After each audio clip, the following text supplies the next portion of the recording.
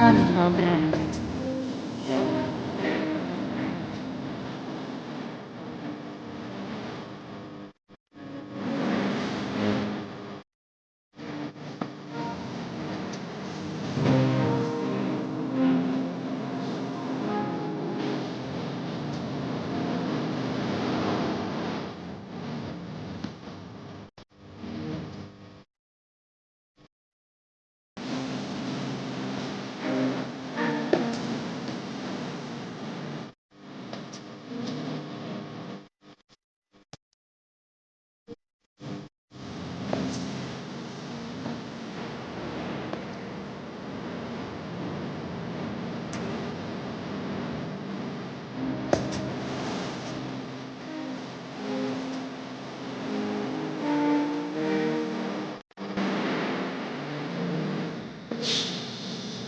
ก็น้อมน้อมแด่พระพุทธผู้สิ่งล้ำพระธรรมอันสูงส่งพระสงฆ์ผู้ประเสริฐจึงบังเกิดครบเป็นพระรัตนตรัยกราบไหว้สาเมตตาบารมีธรรมในท่านพระครูพระครูสมุวิสุวัตวรกิจโจผู้อำนวยการสถานีคลื่น104.50 เมกะเฮิรตซ์เจ้าวาดวัดฝ่ายหินพระภูมิเมตตาธรรมกับไหว้สาท่านพระครูใบดิกาสมัครญาณสีโรผู้ช่วยเจ้าอาวาสวัดฝ่ายหินและช่วยเลขานุการเจ้าคณะจังหวัดเชียงใหม่และเลขานุการเจ้าคณะตำบลสุเทพเขต1นะครับพ่ออาจารย์กับไหว้สานะครับสามเณรท่านอาจารย์สามเณรเอารักปัญโยนันท์ครับสวัสดีป้าแนนครับสวัสดีครับไอ้หนุ่ยสว่างเมฆนะครับครับผมสวัสดีครับนะครับแล้วก็ส่งใจไปเป็นกองเชียร์ให้พี่พิสมัยสุริโยดอนเนอร์วันนี้เสียงบ่มีนะครับกลับมาปะกันวันนี้ก็เป็นวันเสาร์ที่21ต่อมีนาคม2569มากำเดียวเดือนมีนาย่างเข้าวันที่21แล้วนะครับเพื่อการเสียเวลาจากนี้ไปก็กราบพระรัตนาท่านอาจารย์สมัครท่านอาจารย์สามเณรเอารักแล้วก็ลุงหนุ่ยได้รายงานตัวต่อไปครับกราบพระรัตนาครับ10 นิ้วขอนอบน้อมแด่องค์สมเด็จพระสัมมาสัมพุทธเจ้าพระพุทธพระธรรมพระสงฆ์แก้วอันประเสริฐสูงสุด10 นิ้วขอกราบถวายความเคารพพระมหาเถรานุเถระครูบาอาจารย์ผู้มีคุณูปการทุกรูปมีหลวงพ่อพระครู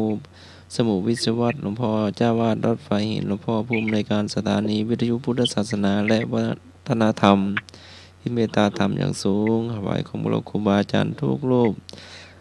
มีอาจารย์สมณเณรเอาลักครับผมครับผมนมัสการครับ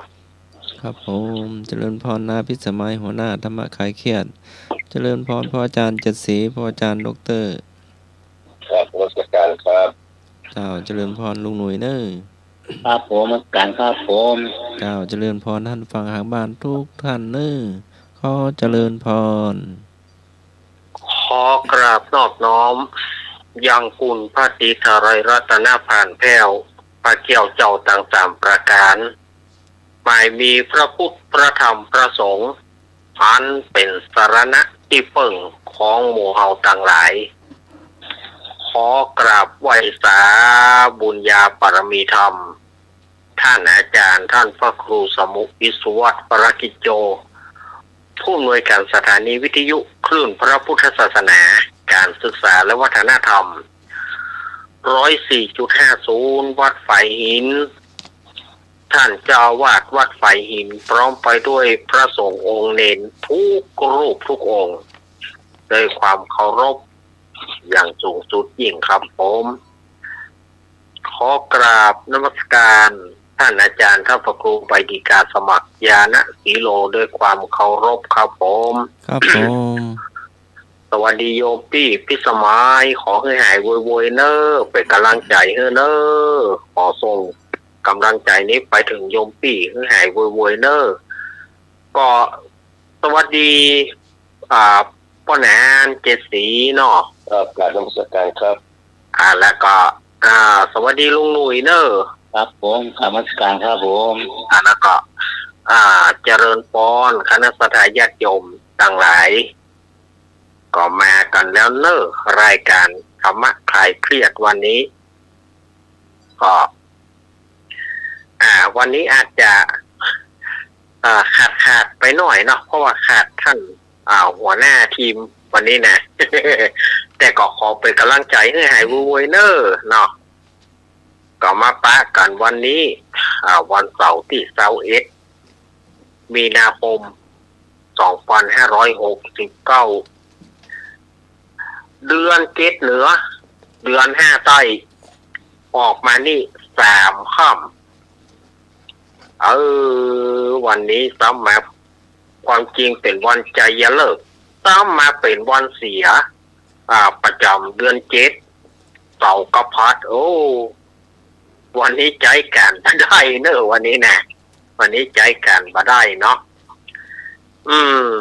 ก็เขามาปะกัน วันนี้ก็มีอย่างก็อู้กันไปเนาะ เพื่อเบิ่งเป็นการเสียเวลาก็ปากกระลุงหนุ่ยเนาะ ครับผมขอกราบนอบน้อมพระเถระลูกเถระทุกลูกทุกผมทุกองค์ครับผมกราบมาสการอาจารย์พระครู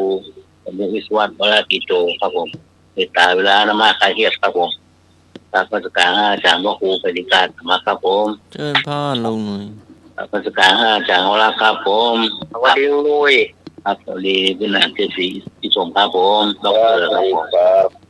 ครับ ปีหน้าธรรมะคลายเครียดครับสมัยเรียกยูรอนครับโรคไอเลือดอยู่ครับไอโครงครับครับครับมาที่แกทุกท่านทุกคนครับผมครับผมครับ กับช่วงนี้อากาศเปลี่ยนแปลงเนาะก็ดูแลสุขภาพให้ดีนะครับเพราะบางก็มีถึง2-3 ฤดูอ่ะ นะครับวันนี้ก็ต้องระมัดระวังแม้แต่ผมเองก็เหมือนกันครับถ้าโดนนักๆก็มีปัญหาเรื่องห้องเสียงเหมือนกันมีปัญหาบ่อยนะครับในการเจ็บคอนี่วันนี้ก็วิธีสมัยไปได้มาแล้วแต่ว่าเขาจะใช้เวลาให้เป็นประโยชน์นักที่สุดเนาะ ครับ ก็เอาตามปกติเนาะตามปกติในช่วงที่โทรมาขอเพลงก็โทรมาได้เนาะที่เบอร์โทรตามที่อาจารย์สมัครยานศิโรได้รายงานก็แล้วกันครับว่าจะโทรมาแล้วเขาจะขอสักที่เพลงดีท่านอาจารย์สำเร็จแล้วครับ เอาประมาณคือมันจบประมาณ4 ทุ่มอ่ะ ครับ 10 เพลง วันนี้ก็เรียนเชิญมาเลยเนาะวันนี้ก็ปีสกาย 053 226 058เดินเลยเนอะ นมัสการครับผมเป็นพันแท้ครับ วันนี้เอาเพลงนี้เนาะในประเทศไทยได้ผู้แทนแล้วครับเนาะได้ต่อแล้วครับขอเพลงผู้แทนมาแล้วครับ ของอาจารย์เพลินพรมแดนครับเนาะครับนมัสการครับ ดาวสุมาสวยนวลแดงเพื่อประชาสัมพันธ์แห่ม4 ทุ่มมันนั่งลำไปเศร้า ครับ จะได้อะไรชื่อที่เพิ่มเติมเข้ามา เศร้าอันนี้บอกมาเนาะสัก5 เพลงก็พอละ ครับ เป็นประชาสัมพันธ์แห่มเจ้า ลืมรายชื่อไปเจอเด้อ ได้นะ1 เพลงเหลือ4 เพลงเนาะ ครับ ครูบาริกาสมัครยศิโรครับผม เจริญพรโยมพระเอก ครับ ครับไว้สาอาจารย์สมเด็จรักครับผม สวัสดีไอเอกเนอะ สวัสดีนุ่ยสว่างเมฆครับผม ครับผมเรียกไอ้ครับผม สวัสดีน้องคุณสมัยสุริตนขอให้หายเร็วๆนะ สวัสดีพี่นันอินสมเจ็ดสีด็อกเตอร์ครับผม สวัสดีครับสวัสดีครับ วันนี้ขอฟังเพลงสุรพลชื่อเพลงว่าตากงงมหอยครับผม ตากลงงมหอย ครับอาจารย์จะมาเคยเปิดให้ผมหลายครั้งอยู่เพลงนี้นะ อ๋อ สุรพลสมบัติเจริญ ตากงงมหอยคนบทเลิน เฮ้ย หอยตุ๊บๆนั่นหรอ หอยจุบนี่เนาะ หอยจุบ มันจะไม่มีหอยละเวอร์ก็มีหรอก สวัสดีครับ เออ หอยเป็นหัวเราะต่างแล้วกันหรอ ผู้แทนมาแล้วนี่อ้ายแทนมาแทนนี่ชื่อผู้ร้องชื่ออย่าง เพลินพรมแดน แดง เพลินพรมแดน ทั้งคู่อ่ะมันคนเดียวทั้งคู่เลยเนาะอย่างนี้แล้วสุรพลเนาะใช่เหรอตากงลูกงมหอย ตากลงงมหอยของพ่อครูสุรพลเอาเรือแถม3เพลงเงาไปจะวุ้ย ไปมวยไปได้เถอะ เรือแถม3เพลงเงาเอาเรือแถม3เพลงเร็วขอฟังเพลงหน่อยจ้า เพลงยัง สาวนครไฟศรี สาวนครชัยศรี ขอจะว่าหมองหน้าตุ๊ปี้ เจ้าได้ สาวนครชัยศรี กำลังจะเล่าฟังกันอยู่นะเจ้าดีเจทุกคนทุกท่านเลยนะเจ้าเพราะมาพี่สมัยบอกว่าแหเร็วๆนะ สาวนครชัยศรีนี่บอกว่าเป็นละอองดาวหรือว่าสกาวเดือนน่ะ เราลองเสิร์ชขึ้นมาหรอขึ้นมา บอกว่าเป็นของละอองดาวหรือว่าสกาวเดือนน่ะสาวนครชัยศรีน่ะบอกมั่นใจเนอะ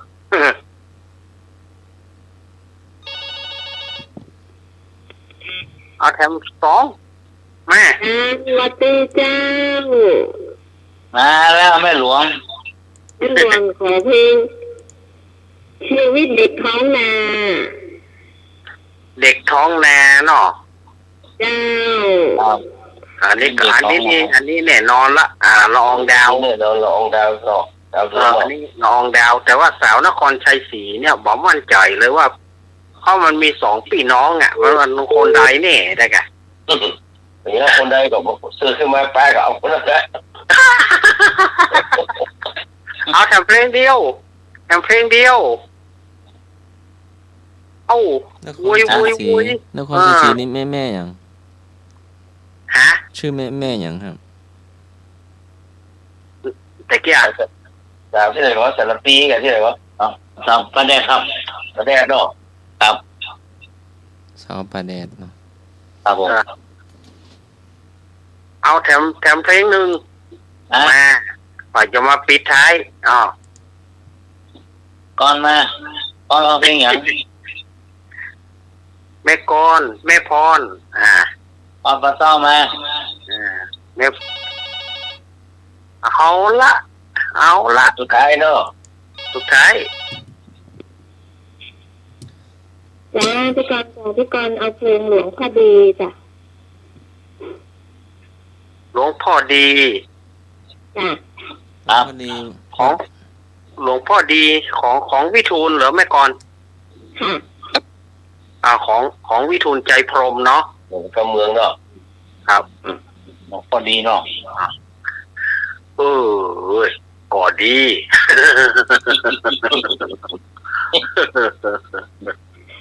นมัสการพระครูใบดิกาสมัยยานะศิโรค่ะ เจริญพรพี่กร นมัสการอาจารย์เนรักค่ะ สวัสดีแม่กร สวัสดีพี่นันอินสม74ด็อกเตอร์ค่ะ สวัสดีครับก่อนครับ สวัสดีไอ้หน่อยนะเจ้า ครับผมดีครับก่อนครับผม เขาเพลงหลวงพ่อดีก็คงจะดีนะจ๊ะ โอ้ เจ้าจ้า เลยไหม เอาครบถ้วนขบวนความเพลงของพ่อดีเอาที่สมัยสุริโยดอน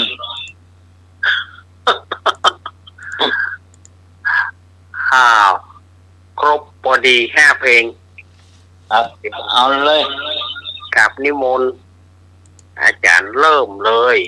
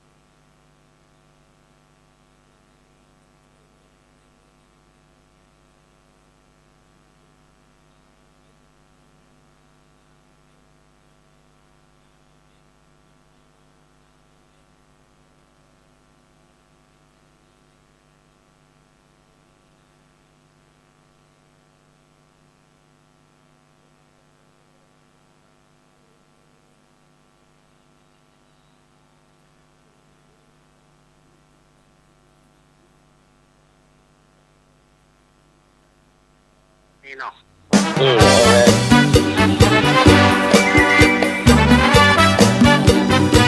ครับพอแล้วครับ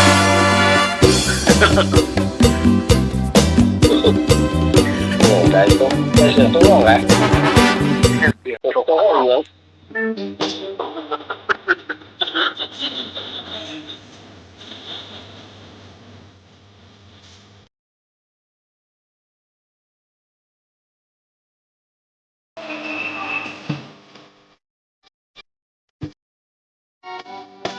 คนนี้ก็รุนแรง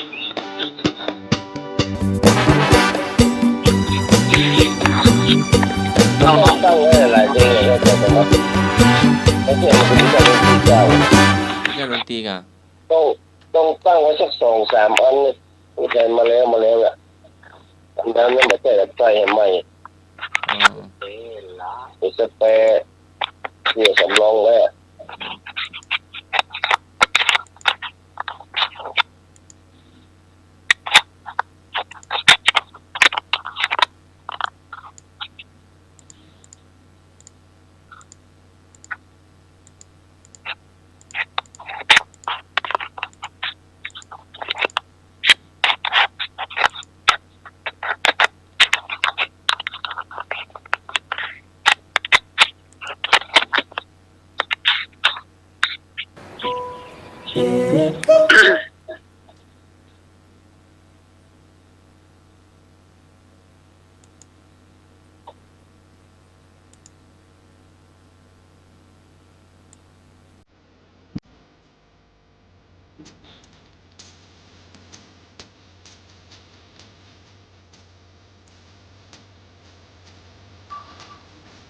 ตั้งหรอ ครับครับ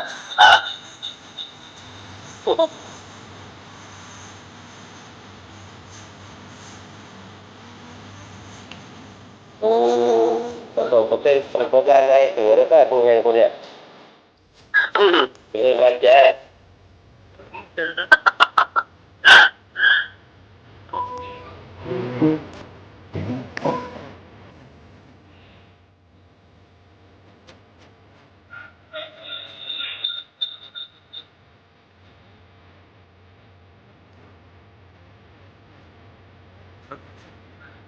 แต่ต้องติดได้ยังอ่ะ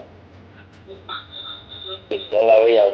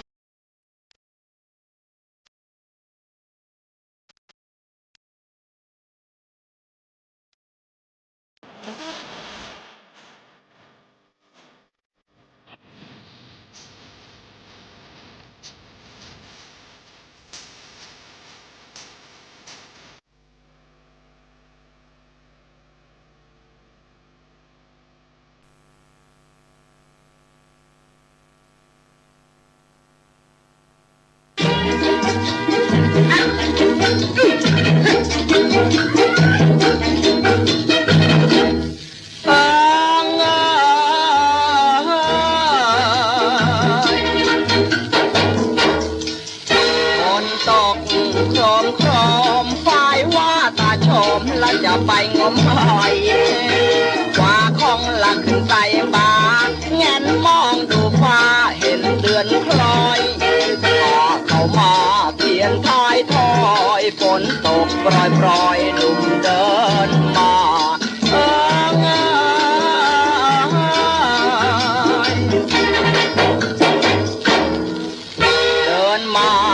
นานโค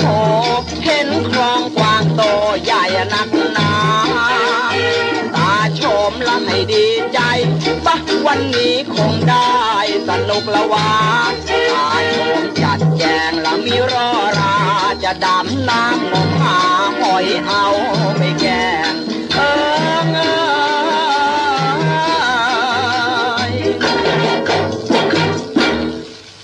ดำน้ำเที่ยวงมหาแม้สนุกจริงว่าไม่เหนื่อยแรงงมหอยละได้มากมายหอยหลอดหอยลายแม่หน้าแกงทั้งหอยขมหอยจุบอันแจงหอยกาบหอยแพลงและหอยแมงภู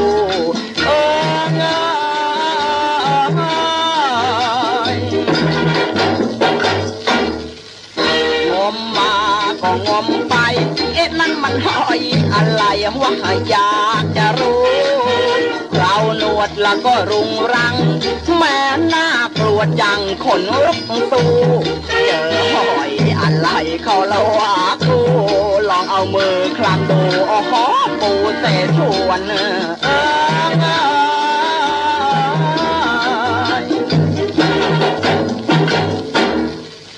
งมหอยละอยู่นานนักคิดถึงเมียยอดรักชักปั่นป่วน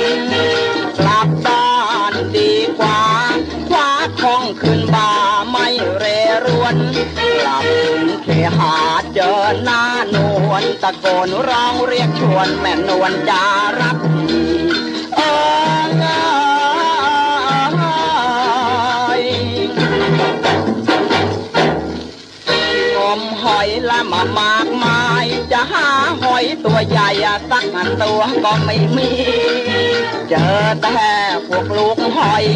ตัวเล็กตัวน้อยกันจีรีรูปร่างบางก็ยาวบางก็รี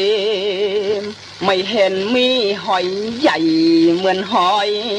บ้านเรา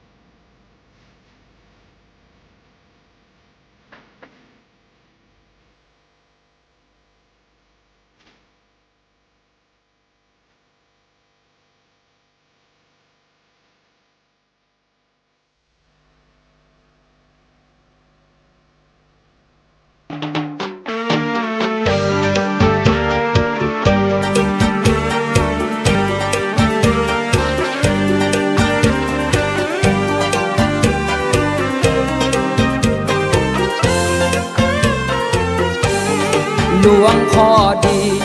ท่านมีศีลมีธรรมจริยวัดงดงามศีลไม่เคยด่างพลอยคำพูก็เป็นมงคลวงชนนับถือไม่น้อยท่านก็ชอบผู้ย่อยผู้นิดหน่อยแต่เป็นกรรมดีท่านผู้ฟังที่เคารพครับหลวงพ่อดีท่านเป็นพระดีแต่เลยนะครับมองโลกในแง่ดีถือเคร่งท่านอู้ออกมาแต่ละกรรมจะมีกับกรรมดีคือจะอู้ออกมาท่านจะบอกว่าดีตลอดนะครับหลวงพ่อดีมีหลานพ่อจาอยู่คนหนึ่งแต่อย่างว่าหลานของหลวงพ่อดีมันบ่ดีเหมือนหลวงพ่อพออายุครบบวชมันก็เลยมาบอกหลวงพ่อว่าหลวงพ่อครับผมจะมาบวชครับดีบวชเฮียก็ดีคนเฮานะครับท่านผู้ฟังครับถ้ามันบ่ฮักดีอยู่ที่ไหนมันก็บ่ดีบวชได้บ่เมินมันก็จำเป็นต้องซึกคนบ่ดีมันตึงบ่ดีเนาะสุดท้ายมันก็เลยมาบอกหลวงพ่อว่าหลวงพ่อผมจะซึกแล้วครับผมอยู่บ่ได้แล้วครับดีซึกเฮียก็ดี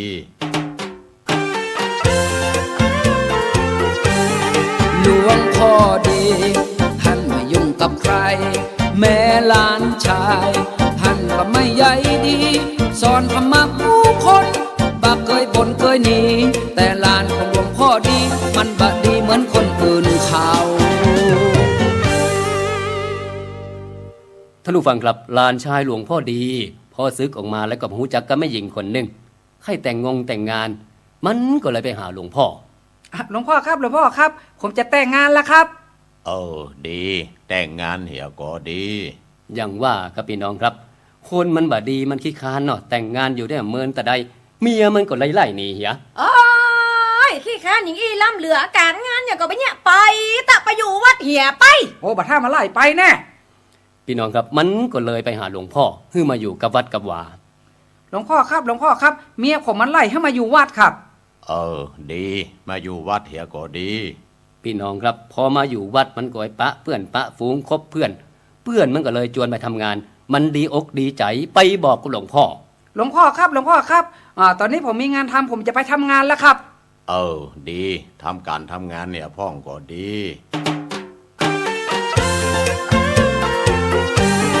หลวงพ่อดีมีหลานอันธพาลไปแยกการแยกงานแต่งงานเมียก็ไล่หนีสุดท้ายตำรวจเบิ้ลจับโดนยัดคบเพื่อนบ่ดีมันขู่กับหลวงพ่อดีบ่มีกลัวบาปกลัวกรรมพี่น้องครับไอ้พวกโจรพวกคนหาที่มันจะปล้นจะฆ่าเนี่ยมันไม่ได้บอกตรงๆหรอกมันบอกว่าไปทำงานซวยกะครับหลานชายของหลวงพ่อดีโดนตำรวจยับพอหัวเป็นหลานหลวงพ่อดีตำรวจก็เลยปามาหาหลวงพ่อพอปะหน้าหลวงพ่อทั้งอันมันโคตรขนาดนักหลวงพ่อบอกว่าดีอ่ะดีอย่างไรอ่ะผมโดนจับโดนยับติดคุกเนี่ยดีโดนจับเฮียก็ดีมันโคตรหลวงพ่อขนาดนักนะครับถึงขนาดอาฆาตมาดร้ายออกจากคุกมาใดมันจะมาฆ่าหลวงพ่อสุดท้ายมันก็ออกมาแตะมันตรงดิ่งมาหาหลวงพ่อถือมีดมายาวเฟื้อยเลยครับมาหลวงพ่อผมจะฆ่าหลวงพ่อบอกว่าดีก็เพียอย่างเนี่ยผมไปติดคุกติดขังจัดหลายปีอ่ะผมจะมาฆ่าหลวงพ่อให้ตายดีฆ่าให้มันตายเฮียก็ดีหูก็บ่ดีตาก็ฟ้าฟางจะได้พ้นทุกข์พ้นทรมานเนี่ยกำมั้ง เรื่องอะไรอย่างผมจะฆ่าหลวงพ่อให้ตายผมปล่อยให้หลวงพ่อตายแบบทรมานอย่าบ่ดีกะดิ้งบ่ฆ่าบ่แกงกันก็ซ้ำดี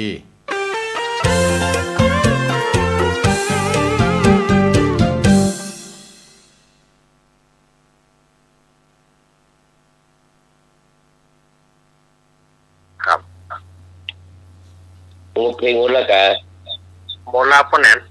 ครับก็ต่อไปก็ในช่วงประชาสัมพันธ์เนาะช่วงประชาสัมพันธ์เกี่ยวกับงานของหลายๆงานก็ได้เนอะวัดดอนสตันเนาะแล้วก็วัดสามเณรอารักษ์ตัวนะครับแล้วก็ขอให้อาจารย์สมัครตัวนิมนต์อาจารย์อารักษ์กันแล้วกันเดี๋ยวก็เอามาประชาสัมพันธ์เรื่องรายชื่อที่เพิ่มเติมจากพิกรเนาะครับงานของอาตมาก็ใกล้เข้ามาแล้วเนอะวันที่31เนอะ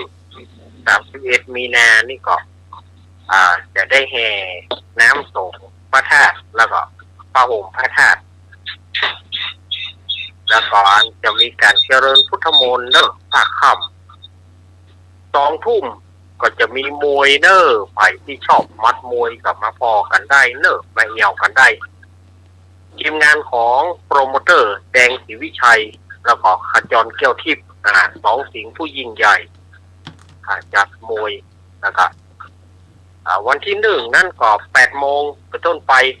8 โมงก็ศรัทธาญาติโยมก็แห่เครื่องทายทานเข้าร่วมทำบุญแล้วก็10 โมง 10 นาฬิกา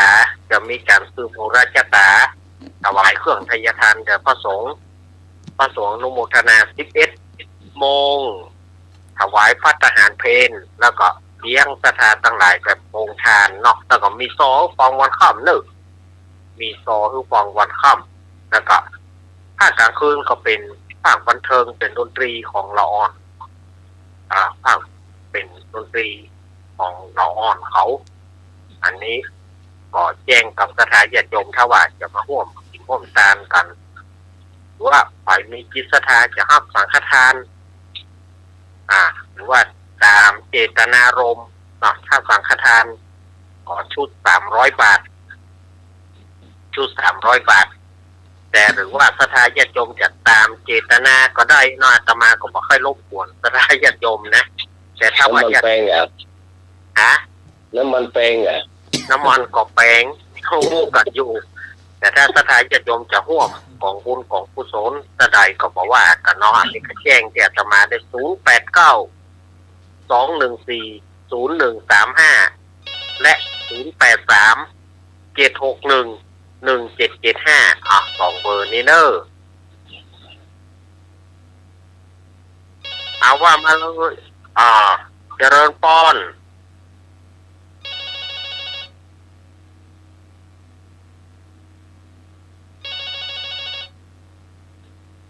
เข้าสายไหนเนี่ยอาจารย์สมาคมมาอยู่เจ้ามันหนีลูกเตื้อ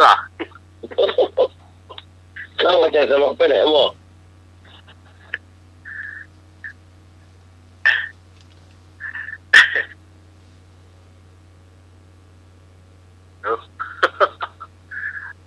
อาตมาก็มีอยู่ที่อีเนาะ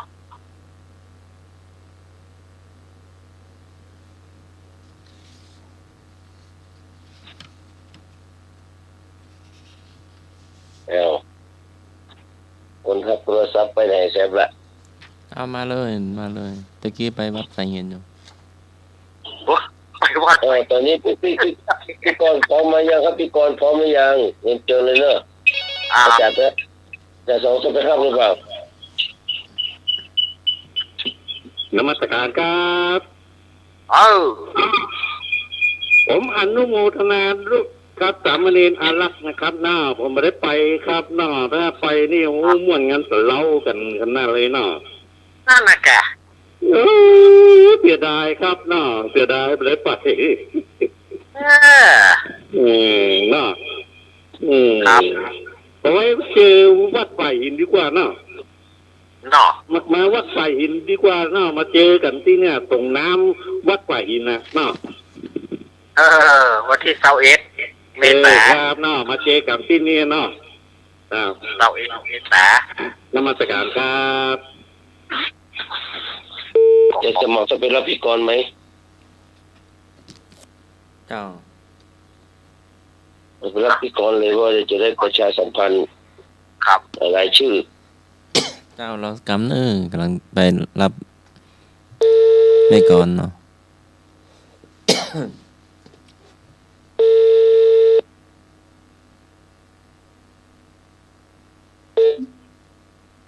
ค่ะนมัสการค่ะแม่จันเพนแม่จันเพนรายชื่อของแม่จันเพนอีก2 ชื่อยังไม่ได้นะคะเดี๋ยวถ้าพี่กรณ์อ่านจบแล้วก็โทรเข้ามาหน่อยเพราะว่ายังไม่ได้รายชื่อแล้วก็ของเจนสมัครที่ของแม่สมศรีก็เหมือนกันจ้ะไม่ได้ชื่อที่จริงๆรู้จักแต่ว่าแม่สมศรีอย่างเงี้ยค่ะอันนี้เดี๋ยวพี่กรณ์จะอ่านนี้ไปก่อนเนาะอันนี้มันจะเป็นโรงทานเนาะพี่กรณ์จะอ่านไปก่อนครับพี่กรณ์พี่อาลีเอาโรงทานอีก200ครับผมพี่อาลีพี่อาลีเพิ่มมาอีก200กับโรงทานจ้ะเดี๋ยวนะมันจะมีของแม่จันเพนด้วยนะครับมากไปก่อนครับมากไปก่อน ครับของพี่อารี200เนาะกับของพี่อารีก็เป็น300แล้วเนาะตรงทานอันนี้พี่ก่อนจะอ่านก่อนนะอ่านไปเรื่อยเพราะว่ามันจะ4 ทุ่มแล้วค่ะลงทานก็มีอาจารย์สมัครมูลทากูลเนาะ600สามเณรอารักษ์ปัญญูนันท์100ให้บุญส่งวรรณรักษ์ 1,100ให้ประภาสสุริยะรังสี1,900น้องพิสมัยสุริโยดร 1,000แม่จันทาจิ้งใจ900พี่อำไพเรืองเดช800ให้หนุ่ยสว่างเมฆ600จ้ะอันน้องพรณัฐนันท์มโนคำ500พี่ประทุมพรจุงปามัน500อันของพี่กรกมลเคยกลาง400แล้วก็อันพี่ตองยวงคำจอนตูน300แล้วก็อันนี้ ที่เต่าอารีเนาะวันเพ็ญเชื้อกำพู100บวกมาอีก200เป็น300จ้ะแล้วก็แม่จันเพ็ญชัยยวง100แม่โสพิตาขัตติยะแม่โสพิตาขัตติยะ100พ่อเสน่ห์แม่ดาวแสงศีล100แล้วก็พี่หนานอินสมเตปินหรือว่าพี่หนานอินสมด็อกเตอร์ 1,100จ้ะอันนี้เป็นโรงทานแม่จันเพ็ญเดี๋ยวถ้าพี่กรณ์อ่านลงศพนี่จบแล้วแม่จันเพ็ญโทรเข้ามานะจ๊ะเพราะว่าคุณโอนสตางค์มาแล้วแต่ไม่ได้รายชื่อจ้ะคุณโอนมาที่น้องใหม่แล้วตอนน้องใหม่เป็นคนโทรบอกเนาะแต่ไม่ได้รายชื่อมาจ้ะอันนี้เป็นลงศพเนาะจะว่าแต่น้องใหม่เลยพี่กรณ์ก็เสียงไม่มี เสียงหายเหมือนกันอันนี้เป็นลงศพเนาะอาจารย์สมัครมูลทองกูล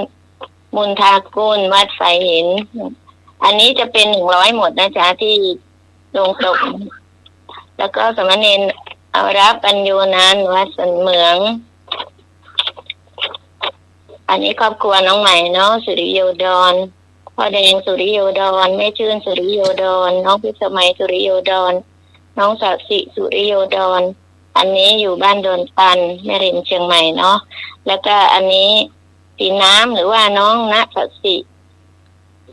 สุริโยดรอยู่สหรัฐอเมริกาเนาะอันนี้น้องตะวันนพเกตอยู่กรุงเทพจ้ะอันนี้น้องนุชมุนทาแล้วก็แฟนแกเนาะเกียรติศักดิ์ถวันวานิชกุลอันนี้อยู่บ้านต้นพึ่งจ้ะแล้วก็ไอ้หนุ่ยสว่างเมฆ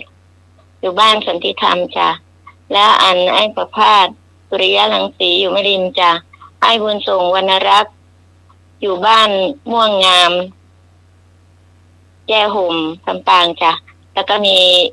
ครอบครัวของไอ้บุญส่งเนาะมีพี่บังออนวรรณรักษ์อดิศรวรรณรักษ์คมสันวรรณรักษ์อันนี้ครอบครัวของไอ้บุญส่งเนาะแล้วก็มีแม่จันทาชื่นใจอยู่สันทรายหลวงแล้วก็หลานศิรภพชื่นใจธนภัทรชื่นใจอยู่สันทรายหลวงเชียงใหม่จ้ะตอนนี้ของพี่อำไพเรืองเดชเนาะอยู่ตลาดสุริมน้องโน้ตสุประชัยเรืองเดชในริมใต้เชียงใหม่แล้วก็อันนี้ของน้องพรเนาะให้บุญเกียรติมโนคำน้องพรณัฐนันท์มโนคำแล้วก็รัคนาพรมโนคำแล้วก็อดุลวิทย์มโนคำอันนี้อยู่บ้านป่าเศร้าอำเภอเมืองจังหวัดลำพูนจ้ะแล้วก็อันนี้ที่อันมาที่น้องพรเป็นสะพานบุญให้เนาะมีสุพนัสพยัคฆ์ชินพ่อเกียรติศักดิ์นิมิตศิลป์แม่คำดาวนิมิตศิลป์นางสาวเกียรติสุดาพรนิมิตศิลป์นายสถาพรนิมิตศิลป์อันนี้อยู่บ้านป่าเศร้าอำเภอเมืองลำพูนและอันนี้นี่ครอบครัวพี่กรณ์เนาะอายุนเขยกลางนกรประมลเขยนางในสีไฟเขยกลางอันนี้อยู่บ้านโดยน้อยพัฒนาหนองหานเชียงใหม่จ้ะแล้วก็ครอบครัวของลูกนิพาพรเขยกลางทรานเด็กชายไมเคิลทรานแล้วก็เขยคนเบนจามินทรานอันนี้อยู่เมืองซิดนีย์อยู่ออสเตรเลียจ้ะแล้วก็น้องสาวแล้วก็น้องชายแล้วก็หลาน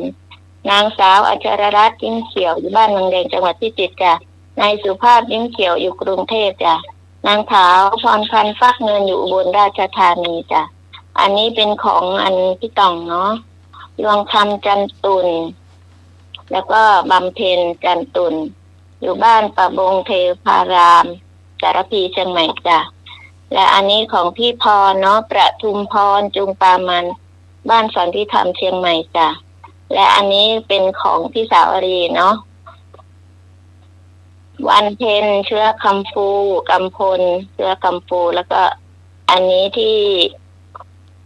พี่สาวอรีเป็นตะพานบุญเนาะสมพรบุญยักษ์บุญขันแก้วแม่แดงสีน้ำเงินอันนี้อยู่บ้านต้นเตาสันกำแพงจ้ะและอันนี้แม่จันเพนชัยยวงอยู่ตลาดขี้เหล็กดอยสะเก็ดจ้ะและอันนี้แม่โสปิตาคติยะอยู่ไม่ย่อยสันทรายจ้ะอันนี้พ่อเสน่ห์แสงสินแม่ดาวแสงสินนี้อยู่บ้านดอนตันจ้ะแล้วก็อันนี้ของพี่นานอินสมหรือว่าพี่นานเจ็ดสีเทพินด็อกเตอร์แล้วก็ยายบุญกำกันทวังบ้านดอนตันแล้วก็นายนิกรบ้านดอนตันกันจ้ะอันนี้เนาะที่เป็นนี่ไอที่เป็นส่งโอนตังให้ไปที่น้องใหม่แล้วมีของพี่พรพี่วันเทนของน้องพรที่เป็นออนมาให้แล้วเนาะพี่กอดเจ้าอันเรื่องเลยบอกชื่อที่แม่โอนให้ที่ใหม่เนอะนายทัศพลใจยองอันนี้อันไอ้ของแม่จันเพนใช่ไหมเจ้าแม่จันเพนใช่ไหมจ๊ะอันเนี้ยครับใช่อันบอกสระด้วยจ้ะเดี๋ยวมันจะไม่ถูกทัศพลใจยองทัศนี่ตัวทอธงหรือว่าทอทหารทอทหารจ้ะบอกทุกตัวอักษรเลยค่ะจะได้ตรงซอสร้างส่งตัวแล้วก็พอสำเภาแล้วนอนหนูเดี๋ยวนะแม่บอกชัดๆบอกอีกทีเพราะว่าในนี้ไม่ค่อยได้ยินชัดค่ะไอ้หนุ่ยถ้าพี่กรณ์ไม่ได้ยินไอ้หนุ่ยแซมขึ้นมาเลยจ้ะครับบอกไหมจ้ะนี่ไปอยู่เซาเนี่ยทัศพลเนี่ยแม่บอกทีละตัวเนาะบอกทีละตัวเลยจ้ะนายทัดนี่ก็ทอทหารไม่หันแล้วก็จอสร้างส่งตัวเจ้าของวันหนูโอนนี่ตัวอะไรพอพานหรือว่าพอสำเภาพอสำเภานอนหนูพอสำเภาเนาะครับแล้วก็ใจยองทศพลชัยยองใช่ไหม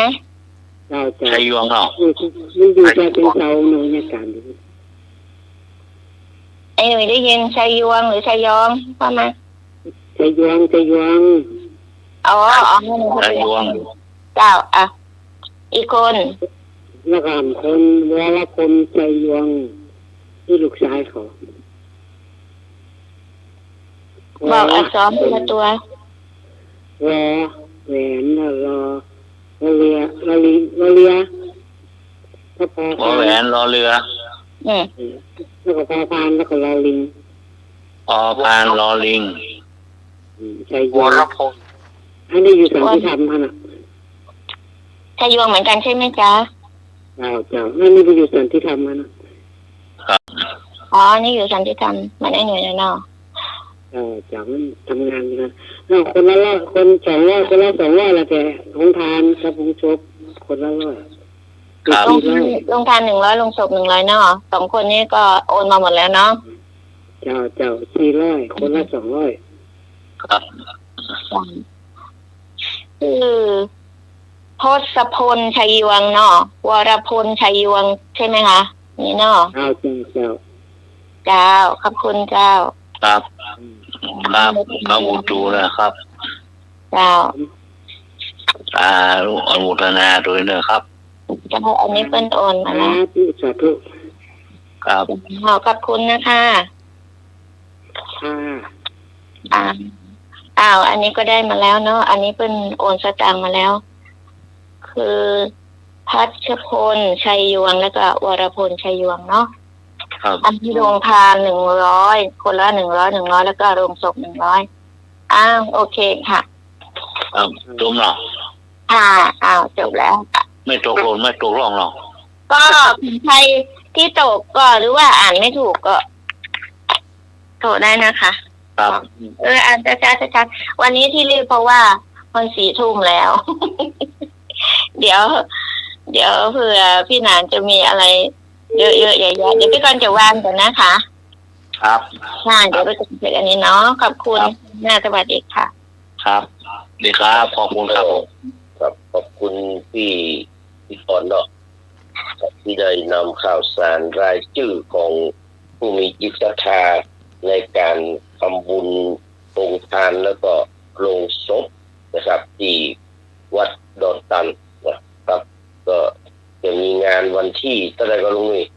ที่9ครับผมที่9พฤษภาเนาะครับผมครับก็พฤษภาเวลาก็มันมีจินเจ้าถึงบ่ายเนาะครับผมมีจินเจ้าถึงบ่ายแต่ต้นบ่ายจะเป็นไฮไลท์อยู่ที่ตอนบ่ายเนาะครับเพื่อที่ตอนบ่ายก็ขอบพระคุณนะครับอนุโมทนากับทุกคนทุกท่านเนอะในส่วนของผมนะก็ก่อนที่จะได้เข้าปัญหานะครับก็จะประชาสัมพันธ์หน่อยที่วัดเจ็ดริมนะครับถึงแม้ท่านอาจารย์พระมหาวิษณุจารุธรรมโมอดีตเจ้าวาดก็จะมรณภาพไปแล้วแต่งานเจดีย์ทรายสุดเศร้านะครับเจดีย์ทรายสุดเศร้าที่สร้างชื่อเสียงให้กับวัดเจ็ดริมแล้วก็เป็นระดับโลกเลยนะก็ยังมีเหมือนเดิมนะครับวันที่10นะครับวันที่10มีนาเมษายน2569เวลาตั้งแต่3 โมงแรง5 โมงแรงเป็นต้นไปนะครับก็จะมีการเปิดงานเหมือนปกติทุกครั้งนะครับก็ขอเรียนเชิญเนอะไอ้ที่จะไปร่วมทำบุญนะครับร่วมเจดีย์ทรายตัวทำบุญนะครับก็ขอเรียนเชิญเหมือนกับทุกครั้งนะครับเหมือนกับทุกปีที่ผ่านมาเนอะก็ท่านพระประหลัดสุรศักดิ์โสภณกิจโตเจ้าวาดเพิ่งก็นะครับสืบสานสืบพีตามรอยเดินตามรอยของท่านอาจารย์พระมหาวิษณุจารุธรรมโมนะครับขอบพระคุณเป็นอย่างยิ่งส่วนงานใกล้ๆนี่ก็งานปล่อยหลวงนะครับที่วัดจังเคียนเนอะเพิ่นมีขวดตาลเข้าเต่าเข้าวันนี้วันพุธนะครับวันที่21 22ก็นะครับแล้วก็วันที่23พิธีทักษิณานุปทานตั้งแต่2 โมงเป็นต้นไปนะครับแค่6 โมงแรงนี่สวดมนต์ตันแล้วก็นะครับสวดมนต์ตันแล้วก็จะมีการเทศธรรมสวดเบิกแล้วก็ไข่ตาพระเจ้าเมื่อเจ้าแล้ววันที่24เป็นเวลาตานนะครับเดือนมีนานะครับตานกุฏิหรือว่าอาคารปฏิบัติธรรมนะครับของวัดจังเคียนเนอร์นะครับไปใกล้ก็ไปร่วมทำบุญด้วยกันนะครับเพื่อการเสียเวลาเนาะนะครับช่วงนี้ก็มีข่าวคุณครูที่ไปทำโทษนักเรียนเนาะทำโทษนักเรียนเคี่ยนตีใช้ความรุนแรงพอสมควรเพื่อนก็เลยบอกว่าแม่ปูสอนลูกปูอยู่อย่างแม่ทั้งที่แท้แม่เดินเกเที่ยวเฉยไฉลูกจะเดินตรงทางถูกอย่างไรจะสอนใครควรเริ่มต้นสอนตนเองนะครับก็ครูเนาะนะครับครูนี่เพิ่นว่าครูคือบุคคลผู้งดงามด้วยความประพฤติปฏิบัติขัดเกลาตนเองตั้งมั่นอยู่ในคุณงามความดีส่งกับความเป็นครูอยู่เสมอเพิ่นว่าครูต้องมีสติพยายามลดละเลิกความประพฤติติดลบแต่น่ารังเกียจ9 ประการเนอะคนที่เป็นครูใครเป็นครูก็ฟังไว้เลยครับสิ่งที่น่ารังเกียจในการเป็นครู5 ประการ1ครูโดดเดี่ยวนี่เก็บตัวคนเดียวนะครูโดดเดี่ยวครูโดดเดี่ยวบ่เอาเพื่อนบ่เอาฝูงมีโลกส่วนตัวนักละไปนะครูโดดเดี่ยวนะครับ2ครูดื้อยาไปสั่งไปสอนไปว่ายังก็บ่ฟังเนาะแล้วก็ที่แห่งสำคัญก็คือครูพบในกะลาวัดท่อคนว่ารู้น้อยสักว่ามากเริงใจปนกบอยู่ในสระจ้อยนะก็พบในกะลาพ เพิ่นถึงว่าโอ้กะลานี่ใหญ่แล้วสุดๆแล้วว่าอันนี้ครูกบในกะลาบัดไปเสาะหาวิชาความรู้เพิ่มเติมละครูกบในกะลาบอกว่าเป็นครูน้ำชาล้นถ้วยที่ว่าอัพไปอย่างสักอย่างน่ะเป็นแก้วล้นน้ำเนาะน้ำแต่เป็นน้ำล้นแก้วมันเต็มแล้วน้ำเต็มมีใส่ซึ่งไม่ได้สักอย่างละครูน้ำชาล้นถ้วยครูป่วยว่ารักษารู้ว่าตัวเก่ามีปัญหาแต่ว่ารักษานะยุ่งขันแน่เป็นไฟบุญแหละนะครูแสวงหาแต่ประโยชน์โคตรผลสอหานะทันใดที่จะกินกับนักเรียนได้เนาะแต่เสื้อแก่แพร่แก่กิจกรรมสารพัดกิปะทะสปะสเปดนะเอาขาเข้าปกเข้าห่ออันนี้เรียกว่าครูแสวงหาแต่ผลประโยชน์ประโยชน์โคตรผลส่วนแห่งครูก็คือครูมองนักเรียนตนในแง่ร้ายซุบซิบนินทาเป็นไปได้ละครูได้ยินมองในโลกแง่ร้ายในประเดี๋ยวนะครูประเดี๋ยวนี้น่ากลัวเนาะครูแต่ก่อนนี้เพิ่นเคี่ยนก็เคี่ยนแต่ละแต่เคี่ยนด้วยความอักเนาะครับประเดี๋ยวบ่เป็นอย่างอ่านครูอ่ะแล้วก็ครูจิตใจบ่สะอาดนี่ที่เอาละ1 2 3 4 5 6 7 8สุดท้ายครูตกเป็นทาสความโคตรเนี่ยเนาะบอกว่าที่ลงโทษไปเพราะโคตรว่ะขาดความยับยั้งแต่ครูทำไปด้วยความหวังดีมันเป็นสิ่งที่แอ้งมาขึ้นเนาะครับเป็นแอ้งมาขึ้นนะครูที่จะว่ามาสื่อเนาะเป็นเรื่องเป็นราวใหญ่โตเนี่ยเนาะเพิ่นว่าโรงเรียนใดนะครับ มีครูที่ทำชั่วโรงเรียนนั้นหมองมัวคือขายหน้าโรงเรียนใดมีครูไร้ปัญญาโรงเรียนนั้นสร้างปัญหาถูกประจานโรงเรียนใดมีครูที่ขี้โคตรโรงเรียนนั้นครูทำโทษมักหักหานโรงเรียนใดมีครูเป็นอันธพาลโรงเรียนนั้นครูบนานก็อับจนโรงเรียนใดมีครูทำผิดบ่อยโรงเรียนนั้นทดถอยหนีบ่พ้นโรงเรียนใดมีครูบ่อดทนโรงเรียนนั้นต้องผจญความเสื่อมทรามโรงเรียนใดมีผู้บริหารที่ย่อหย่อนโรงเรียนนั้นผูกปร่อนระเบียบห้ามโรงเรียนใดมีแต่คดีความโรงเรียนนั้นสิ้นงามความเป็นครูอันนี้ก็ฝากไว้กับคุณครูทุกคนทุกท่านส่วนมากคุณครูเป็นคนดีเนาะครับคุณครูเป็นคนดีก็จะเมินจะปลดจดออกมาเนี่ยสักคน2 คนนี่มันเกิดปัญหาแล้วก็แปรกันเดือดร้อนกันเป็นมุดหมู่เนาะมาถามปัญหาเอาสักน้อย2 น้อยนะครับพรุ่งนี้ก็จะได้ตื่นเช้าสำละนี่ก็งานนักพอสมควรเนาะครับโรงแรมพักแท้แกปล่อยหลวงปล่อยล้อ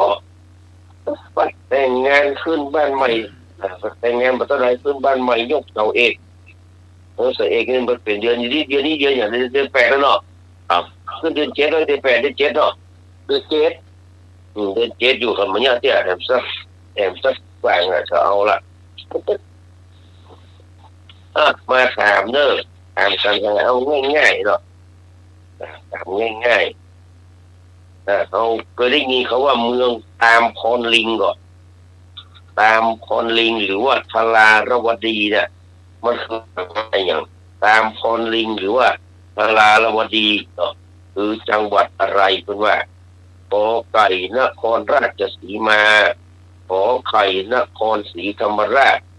ขอควายสุราษฎร์ธานีงงกระบี่เมืองตามพรลิงคือจังหวัดอะไรโอ้โหอยู่ในอาณาจักรทวารวดี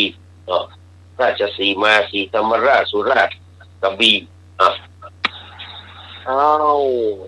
ทุกคนประวัติศาสตร์ภูมิศาสตร์หน่อยเนาะมาเลยประวัติศาสตร์เนอะประวัติศาสตร์ภูมิศาสตร์ครับมาตรการครับครับคำตอบสุดท้ายคือนครศรีธรรมราชครับเนาะครับมาตรการครับครับผมเอาละ1 ราย ไม่เข้าใจชื่อแท้จริงเหรอไม่เคยอ่ะ ประพาสครับคุณประพาสครับผม ประภาสสุริยะรังสีอ่ะ ครับ โอ้นึกว่าประภาสชัยรังสีไม่ใช่เนาะ ประภาสชัยรังสีเนี่ยอดีตเนี่ยอยู่ลำพูนนะประภาสชัยรังสีเนาะ ครับเอ้ย ประภาสชัยรังสีเป็นนักจัดรายการชื่อดังอยู่ลำพูนเนาะ ก็เสียไปละ เสียแล้วกัน ก็เสียไปละก็คือประพาสชวงศรี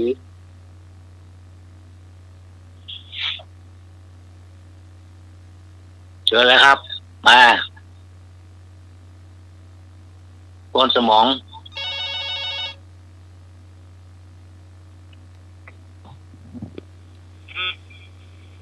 เจ้าพระ ครั เจ้า บผม กระบี่ กระบี่ครับ เจ้า ครับ โอ้ทำมาเป็นลิงกับกระบี่เลยเนาะ ครับ เอิญ โอ้กำแพงเพชร น่าจะมากกว่าแปลงเพศหรอ จะเอาตามจานสมัยที่แก้กำแพงเพชรพี่น้ามันมีอีก2 อันอะไรคะไม่ทันได้ฟังดี นครราชสีมาศรีธรรมราชสุราษฎร์กระบี่ เอานครศรีธรรมราชแล้วกันค่ะเพราะไม่รู้ดาวเอาค่ะ เนาะ ไปต่อมา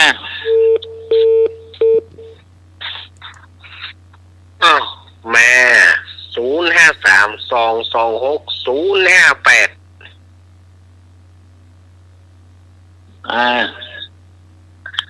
วัดปฏิจันทร์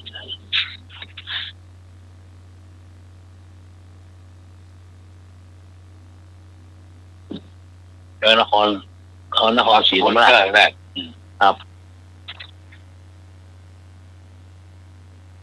นักปิ้ง ปิ้งอินโวยแหละ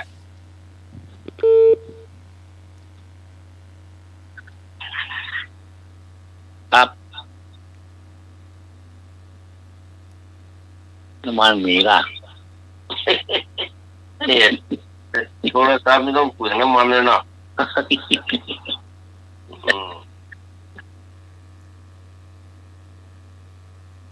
น้ำมันไม่มี เฉลยเลยเนาะ ครับเฉลยเลยก็ถูกต้อง คือนครศรีธรรมราชลิงในตัวนี้นี่เป็นลิงค่าเนี่ยแปลว่า เป็นลิงค่าแปลว่าเพศรวมตามพรลิงไม่ใช่ลิงกระบี่นะ นครศรีธรรมราชนะครับ ครับ ตอนหนึ่งต่อไปถามบ้านเขาบอกแม่เนี่ยเพราะว่าห้องชื่อแหมยางว่าอย่างไรแม่ห้องชื่อแหมยางว่าจะใดก็เวียงโกใสขอบางโพท่าอิฐคอเมืองพระนครงอเวียงชัยนารายณ์แป้นี่มีห้องชื่อแหมยางว่าจะใดโกใสเวียงโกใสบางโพท่าอิฐเมืองพระนครเวียงชัยนารายณ์มันแปะเขาเนี่ยในระเบิดเนี่ย นมัสการครับ คำตอบสุดท้ายคือเวียงโกใสครับของแป้ครับนอกเมืองแป้ครับแป้ให้ระเบิด มั่นใจขนาดนั้น เมืองแป้ ตัวแต่อยู่พะเยาเนาะ ครับ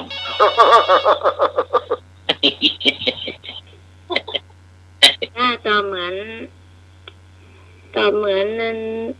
คุณประภาสค่ะ ฮะ ใช่จ้ะ ระวังจะพลาดนะ เหมือนคุณประภาสเล ไม่ ย กลัวพลาดหรือ ไม่กลัวพลาดเลย พลาดหรอกเองเนาะ ไม่เป็นไรไม่เป็นไร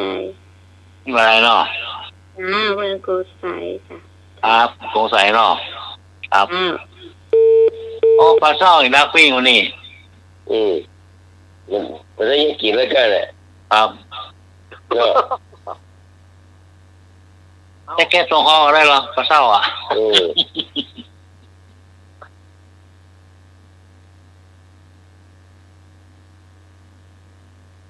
สองลายได้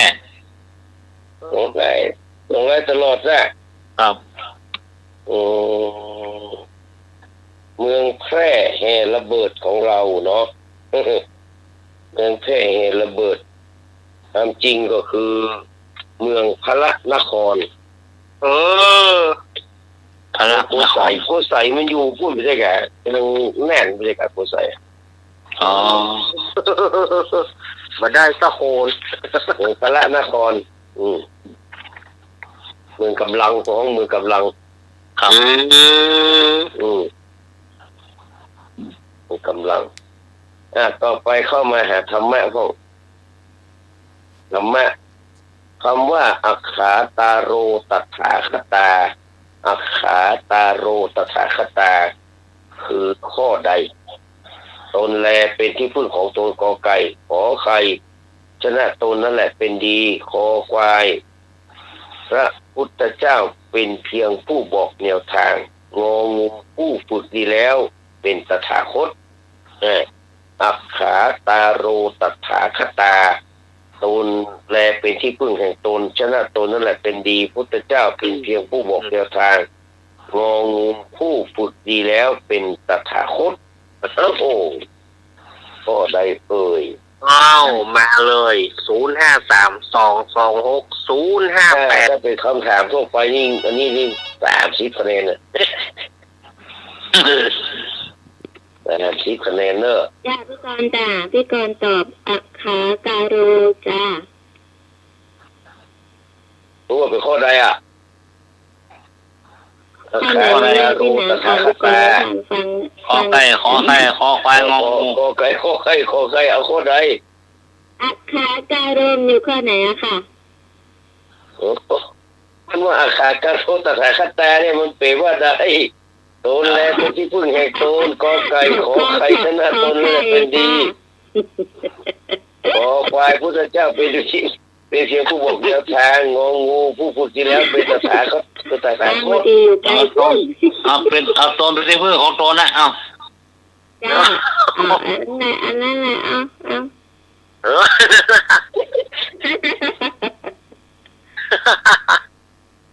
อะไรข้ออย่างอ้อยหมีอ้อยนะ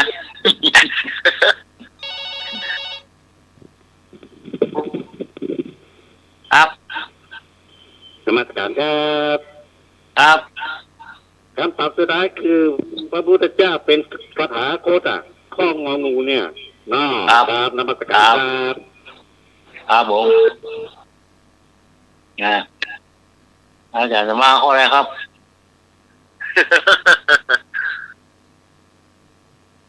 การกู้หนี้เป็นทุกข์ในโลกอ่ะ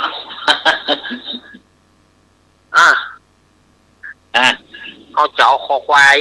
ครับมา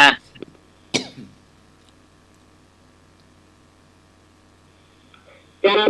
กราบไหว้สาพระอาจารย์สมัครยาและสีโรเจ้าเจริญพรเจ้ากราบไหว้สาพระอาจารย์เมรักเจ้าสวัสดีแม่พรเจ้าสวัสดีพี่น่ะเจสีเจ้าสวัสดีครับก่อนครับสวัสดีลุงเนยเจ้าพี่ฮอร์ครับผมดีครับผมคณะตนนั่นแหละเจ้าข้อไหนครับฮัลโหล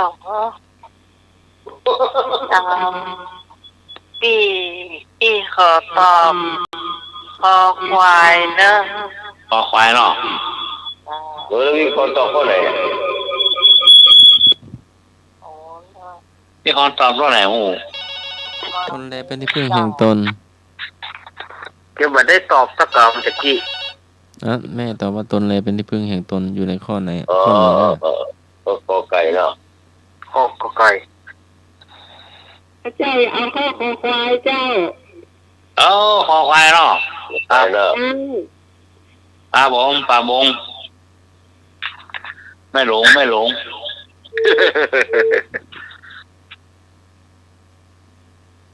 คอควายมันเล่นด้วยล่ะ ตัวควายตัวใหญ่ได้ลาบสกำเนาะสกำเนาะ มาตรการครับพี่พรมันเอาข้อขอไข่อ่ะ อ๋อครับ ข้อขอไข่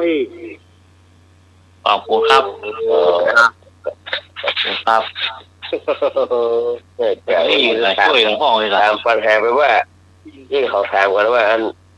วันไหนที่อัน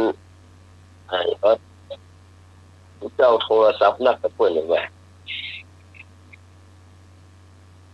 วันไหนเป็นวันที่รู้เจ้าโทรศัพท์นักกระเพื่อนตอบวันพุธว่ะก็พุธโทรครับว่าตอบวันพุธพุธโทรวันพุธโทรนักกระเพื่อนครับแม่งแล้วนะเท่อะพูดโคนนะกับคนข้อที่ถูกต้องก็คือข้อคอควายเนาะครับพุทธานามะตถากาโลหรือว่าปคากาโลตถาคตาอันเดียวกันก็ถ้าเป็นข้อแรกก็คือแน่นอนนะหันไม่ใช่ว่าอัตหิอัตโนนาโถเนาะครับจนะสองอัตตาเวชิตังเสยโยข้อที่สี่ก็สุทันตาตถาสุทันโตตถาคโตหมีอันนี้แต่งคนเดียวกูพูดดีไปเป็นตถาโคตรได้ไงเนี่ยมันเป็นตถาโคตรไปได้ง่ายๆ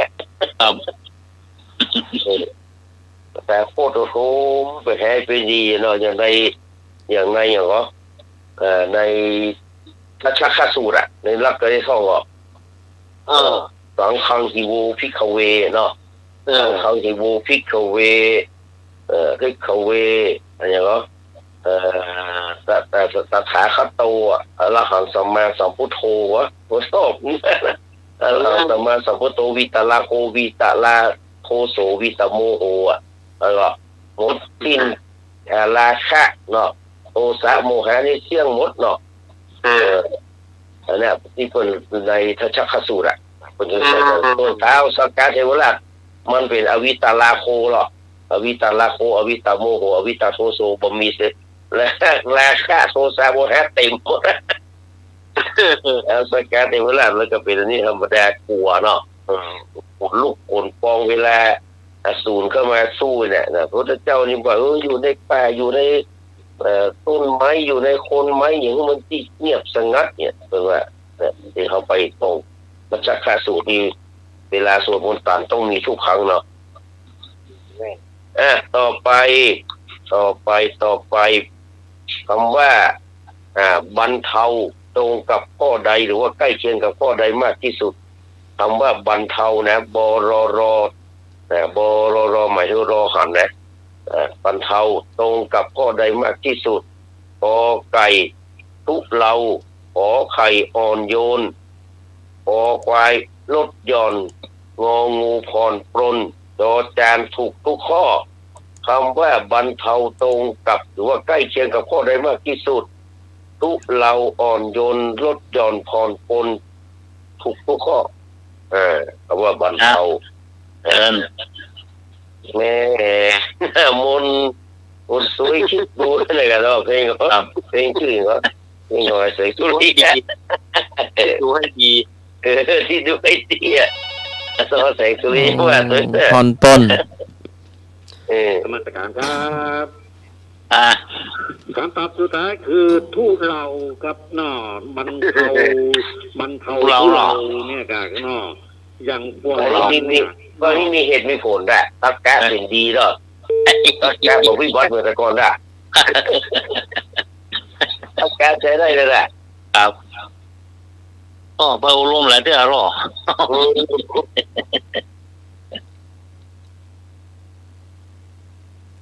ไปแอมไปเจอคำว่าบรรเทานี่ต้องกับข้อใดมากที่สุดพูดเราอ่อนโยนลดหย่อนผ่อนปรนถูกทุกข้อรถยนต์นะการถูกทุกข้อการถูกทุกข้ออันนี้มันสร้างผักกะเพรานี่มันได้คิดเลยค่ะเอาพันเนี่ย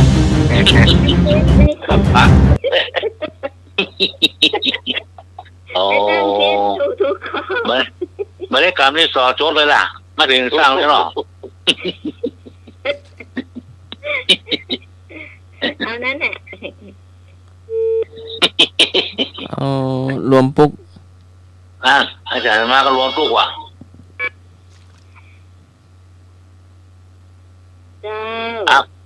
ครับผม ก็เอาทุกข้อนะเจ้า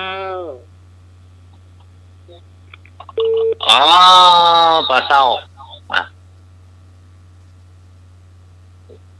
ถูกทุกข้อ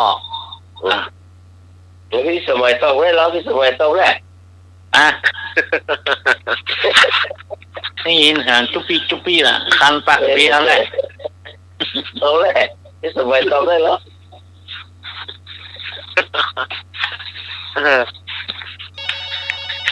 นั่นเอาเข้ามาแค่ลูกน้ำมันยอดงูลงออกมาด่ะ เอาคนน่ะถูกทุกคนน่ะ เอาทุกข้อหรอบ่ขี้บ่คือสักอย่างหรอ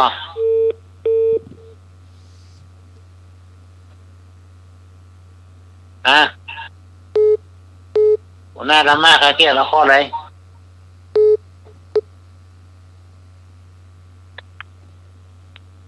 เอาผ่อนปลนเอาผ่อนปลน ผ่อนปลน เจ้า อ๋อ นะนี่จะเฉลยแล้วครับคำทุกคำนี่นะแค่มันมีคำว่าอ่อนโยนปุ๊บนี่มันถูกทุกข้อได้เลยนะ อ๋อ พอมันมีอ่อนโยนปุ๊บกับบรรเทามันคนละเรื่องเลยนะครับเพราะฉะนั้นคำตอบที่ถูกคือทุเลาใกล้เคียงที่สุด อ๋อทุเลาเหรอ หูลดหย่อนผ่อนปลนเนี่ยมันใกล้ละใกล้เคียงละแต่ว่ามันยังการทุเลาอยู่แต่ถ้าเอาตัดคำว่าอ่อนโยนออกไปเนี่ยสามารถทุกข้อได้เลย ครับ แต่มันมาอ่อนโยนมาคนประเภทเลยอ่ะมันมาแต่ตัวเนี้ยอันนี้มันเป็นคำถามลวงตัวของคำถามลวง ดูแมงเม่าเข้ากองไฟ ก็เลยไปส่งโจทย์ชาเนี่ยมด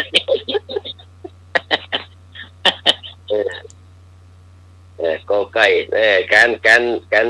ไอ้เนี่ยก็ประพาสเนาะ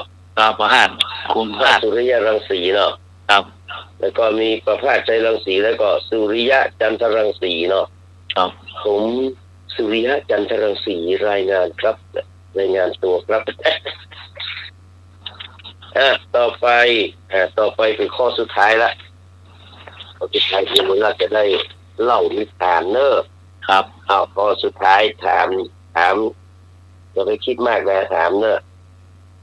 ยายพายเรือไปวัดเรือก็มีแล้วไม้พายก็เอาไปแล้วยายขาดไปอย่างถึงไปบ่ถึงฝั่งนั่นแหละยายพายเรือไปวัดเรือก็มีไม้พายก็มีก็เอาไปตัวแล้วยายขาดไปอย่างถึงไปบ่ถึงฝั่งกอไก่ขาดตา2ขาดรองเท้า3ขาดใจงอขาดร่มขาดตาขาดรองเท้าขาดใจขาดร่ม ขาดตะกร้าหมาก อาจารย์ว่าขาดตะกร้ามาสุดท้ายแล้ว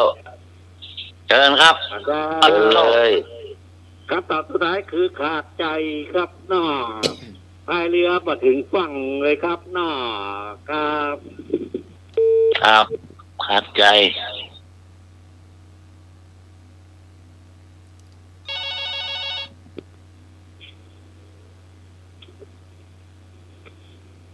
ครับ จ้าพี่กองก็ขอควายขาดใจจ้ะ ขาดใจเนาะ จ้า โอ้ยายพายเรือขาดอย่างไรดอก เพราะยายไปคนเดียวไม่มีตา โอ้อันนี้ ไม่ถึงฝั่งเดาเอา ครับ ที่มันเป็น เดาเนาะ ขาดเดาย ายลูกเจ้าเนาะ เดา เจ้ามันตื่นสายยายมันตื่นเจ้า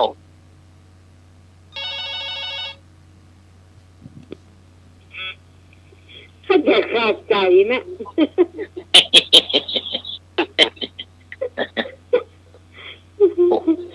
เพราะว่าให้ขาดปัจจัยลืมนะเอาหัวว่าขาดปัจจัยนะเอา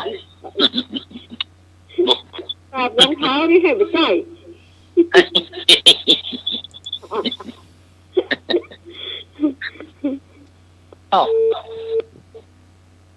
ตั้งใจ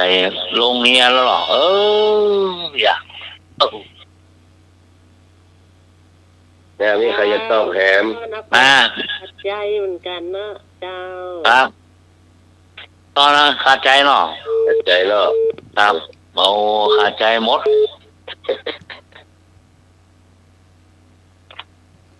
แน่นอนเนาะยายไปมาถึงฟังก็เนื่องจากว่ายายตายอย่าก่อน มารอพี่ตอบสักคำตา โอ้เอามามาแม่บันเดียว เป็นยังฟัง ก็วันนี้ก็พอของปากของคอครับผมถูกจะได้ลูกเจ้ามาแล้วพุ่นไป3 ปีเพราะพวกนี้มี3 งานโอ้ไปเจ้าก่อนไปเจ้าไปแล้วก็ไม่แรงก็ต้องขอบคุณนะครับแต่ทุกคนทุกท่านที่ติดตามรับฟังรายการครับตอนนี้ก็กราบนมัสการขอบพระคุณท่านพระครูสมุวิศวัตรวรกิจโจนะครับผู้ในวยการสถานีและเจ้าอาวาสวัดไผ่หินขอบพระคุณท่านพระครูใบดิกาสมัครยานาสีโลนะครับเจ้า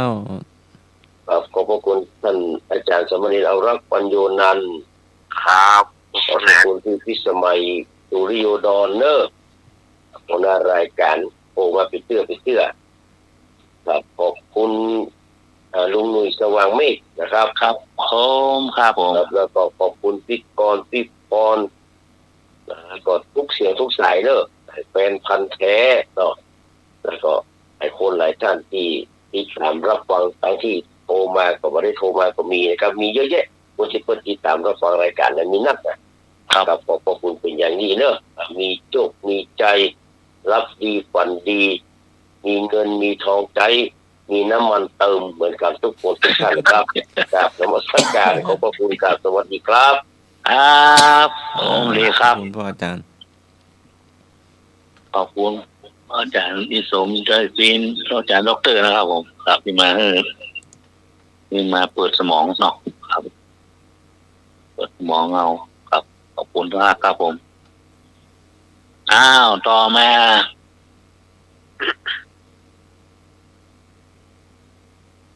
ครับเชิญหมอเชิญนิมนต์อาจารย์มานั่งนิทานแล้วเนาะครับหมอครับมาถึงช่วงเล่านิทานเนาะวันนี้ก็จะได้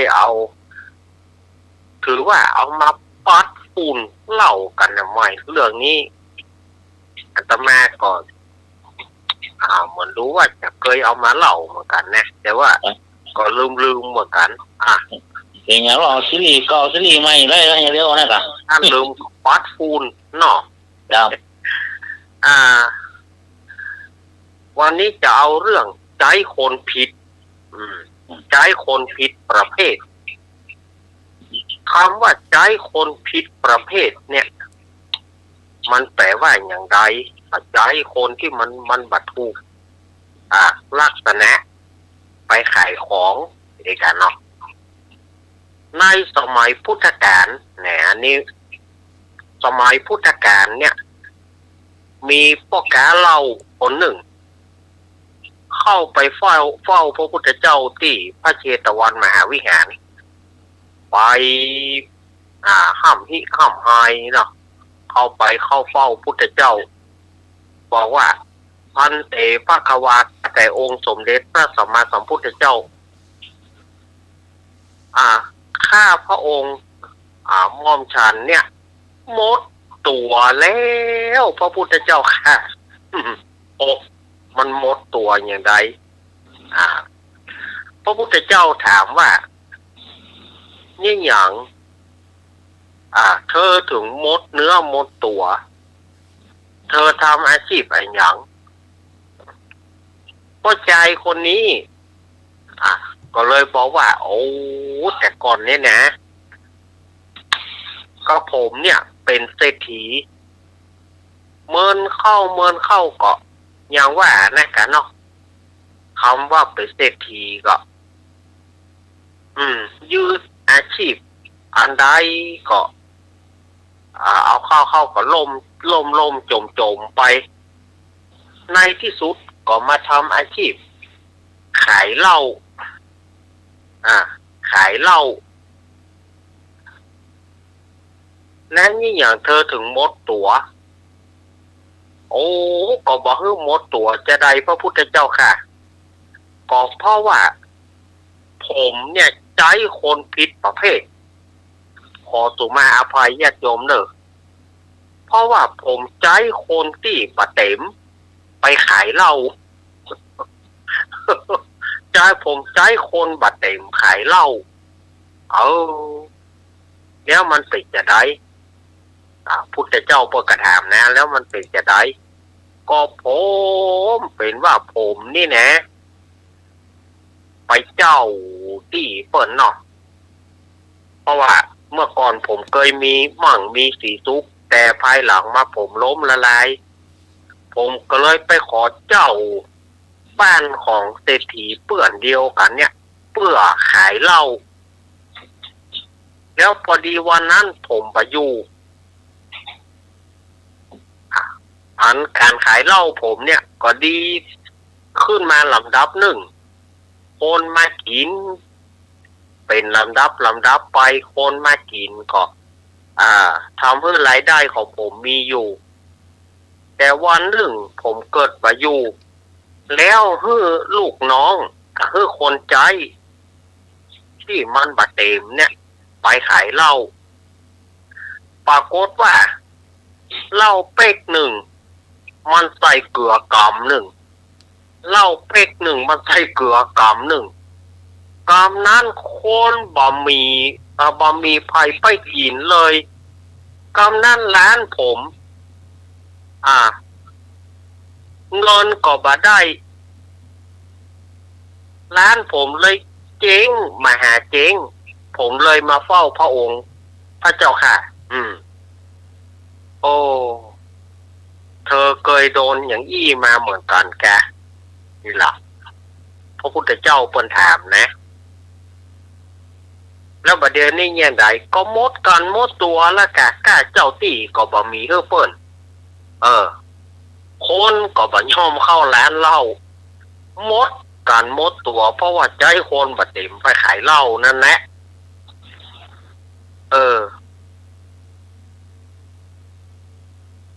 ป้าใจคนนี้ป้าใจขายเหล้าให้เธอในจากนี้ท่านนะจากก่อนเขาก็เคยขายเหล้าให้เฮาต่างเมื่อเฮาเป็นคนขายเหล้าป้าใจคนเนี่ยป้าใจคนที่บาเต็มเนี่ยเคยเป็นลูกน้องเฮาในจากก่อนแล้วก็ทำให้ร้านเฮาเจ๊งไปเหมือนกันพระพุทธเจ้าเพิ่นว่าอีกป้าใจคนนี้จากก่อนพระองค์ก็เคยเป็นยี่เหมือนกันค่ะแม่นละจากก่อนเฮาก็เป็นคนขายเหล้าเหมือนเธอนั่นแหละแต่ก็ป้าใจคนนี้เคยเป็นลูกน้องเฮามาก่อนแล้วป้าใจคนนั้นก็เลยทูลขออาราธนาพระพุทธเจ้าขอทรงเล่าจากก่อนของป้าใจคนนี้ฮือฟังพระพุทธเจ้าเปิ้นก็เลยบอกว่า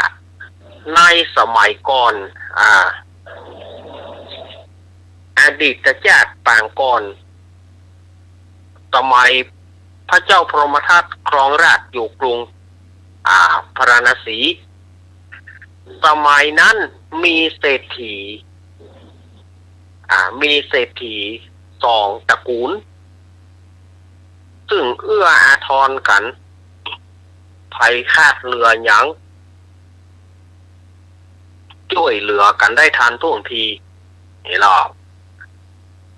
ในจากนั้นเฮาก็ถือว่า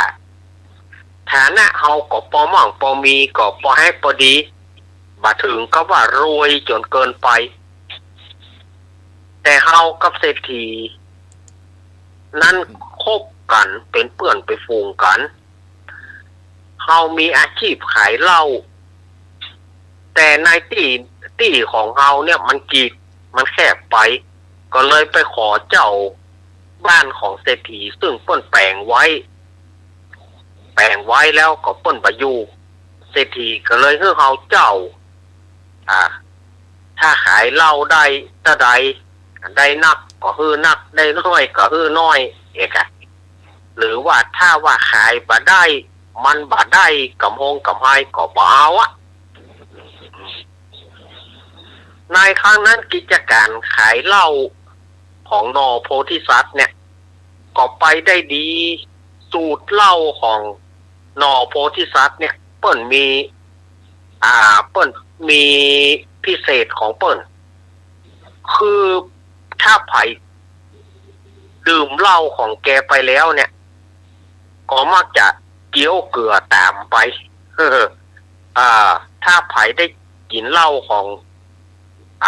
นอโพธิสัตว์เจ้านี่นะครั้งนั้นเปิ้นเป็นนักปรุงเหล้าเป็นนักแต่งเหล้าแบบรสเด็ดถ้าไผได้ดื่มเหล้าไปแล้วก็จะต้องเกี้ยวเกลือตัวไปก็บอกว่าเป็นเพราะอะไรหยังในครั้งนั้นเนี่ยก็มีละอ่อนหนุ่มละอ่อนหนุ่มคนนี้ก็บอกพอเต็มเท่าไหร่ชื่อว่าโกนทันโกนทันเนี่ยก็มาเป็น ลูกน้องของนอโพธิสัตว์เจ้านอโพธิสัตว์เจ้าก็มักจะใจเอาตองมาเอาตองเหล้ามาสวนมอบเพื่อเปิ้นเอาเวลาที่เปิ้นจะเอาเท่าใดเอากี่เป๊กเอากี่ตองก็สอนเนาะจนไว้วางใจจนนอโพธิสัตว์เจ้านี่นะไว้วางใจไอ้โกนทันเนี่ยในการสวนเหล้าเปิ้นโตเปิ้นจะกินที่ตองแต่สูตรของนอโพธิสัตว์เจ้าอย่างที่ว่าเนี่ยถ้าไผกินแล้วก็เกี้ยวเกลือตามแคบไปทีนี้ไอ้โกนทันเนี่ยมันก็ไปลากพอเจ้านายมันปรุงเหล้าแต่เปิ้นก็บอกกับมันแต่มันก็ลักสังเกตว่าเหล้าของป้อนายเนี่ยอย่างเวลาที่เขากินแล้วก็มักจะเกี้ยวเกลือตัวไปหรือว่าเขาจะจางเกลือ ป้อนายใส่เกลือน้อยไปแกมันหวังว่าในสูตรเหล้านั้นเปิ้นใส่เกลือนอโพธิสัตว์เจ้าก็ขายเหล้าไปเป็นประจำเนี่ยกิจการก็ดีขึ้นมาจนมั่งมีเป็นระดับเศรษฐีแต่ก็ถ้าได้เท่าใดก็เปื่อนเศรษฐีด้านได้เท่าใดก็กันไปอู้กันไปการเจ้าบ้านก็บ่มีปัญหาทีนี้ปรากฏว่านอโพธิสัตว์เจ้าเนี่ยหรือว่าพ่อค้าเหล้านี่นะจะเดินทางไปติดต่อค้าขายที่ต่างเมืองเป็นเวลา7 วันทีนี้เมื่อพ่อค้าเหล้านี่จะได้ไปต่างบ้านต่างจองประมาณ7 วันเนี่ยก็ได้มอบเพื่อไอ้โกนทันเนี่ยซึ่งเป็นละอ่อนบะเต็มตะใดนี่นะก็บอกว่าโกนทันสูตรเหล้าเนี่ยว่าต้องไปคุยมันป้อปรุงอย่างดีละกำหนดขายได้7 วันเนี่ยขายได้สบายมากว่าต้องไปคุยว่าต้องไปอย่างมันแล้ว ป้อมีสูตรอย่างใดพ่องครับบ่ต้องถามป้อปรุงไว้แล้วจริงมีหน้าที่สวนเฮาเปิ้นกินตะใดเปิ้นจะเอากี่เป็กกี่ตองกับสวนเฮาเปิ้นตามนั้นบ่ต้องไปยุ่งเรื่องของสูตรมันบ่ต้องไปถามแล้วบ่ต้องไปคุยละ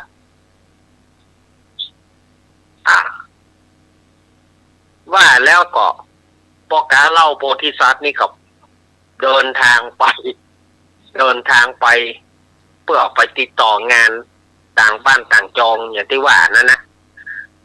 ที่นี่ก็เหลือก้าไอ้กนทานเนี่ยมันขายเหล้ามันก็สังเกตอย่างที่ว่านะก็คนได้กินไปเป๊กหนึ่งก็เกี้ยวเกลือตัวไปคนได้กินถ้าใดก็เกี้ยวเกลือตัวไปทีนี้ความคิดของมันก็คือว่าป้อนายของเฮานี่น่าจะใส่เกลือน้อยไปหน่อย น่าจะใส่เกลือน้อยไปหน่อยเขาคงจะจางเกลือมันเข้าใจไว้อันนะมันเปิ้นคงจะจางเกลือกันเพราะว่าป้อนายน่าจะใส่เกลือน้อยก็มาอันก็คนที่กินเหล้าเมื่อใดก็เกี้ยวเกลือตัวไปแคบมันจะต้องจางเกลือแน่นอนว่าแล้วมันก็กึดใจได้ก็เขาควรเอาเกลือเข้าใส่เหล้าเอาเกลือใส่เหล้าดีกว่าเพื่อว่าเขากินแล้วเขาจะมาได้เกี้ยวเกลือตัวนั่นตัวเฮ้ยทีนี้เหล้าเป๊กหนึ่งหรือว่าเหล้าตองหนึ่งมันก็เอาเกลือใส่กล่ำหนึ่งเหล้าตองหนึ่งมันก็เอาเกลือใส่กล่ำหนึ่งปรากฏว่าคนที่มากินไปมีกำนั่นหายไปหมดบ่มีไฟเข้าร้านตายละเนี่ยเพราะว่าใจคนผิดใจคนผิดประเภทนี้ยุ่งไงทีนี้ปรากฏว่าได้7 วันแล้วเนี่ยพ่อแกเล่าโพธิสัตว์นี่ก็ปิดคืนมาปิดบ้านมาพออย่างบ้านโล่งลึงร้านเหล้าโล่งลึงบ่มีภัยตามกุเตือนี่คนจะอึดเถียแต่วันนั้นเนี่ยเข้าบ้านมาอย่างดักวิตาโวยก็เลยฮ้องไอ้โกนทานเนี่ยมาถามว่าไอ้โกนทานจริงไปคุยสูตรเหล้าอย่างป่อประเดี๋ยวนี้อย่างใดคนบ่เข้าร้านเข้าจองคนบ่เข้ามากินเหล้าเลยได้กี่วันละก็ตั้งแต่ป่อไป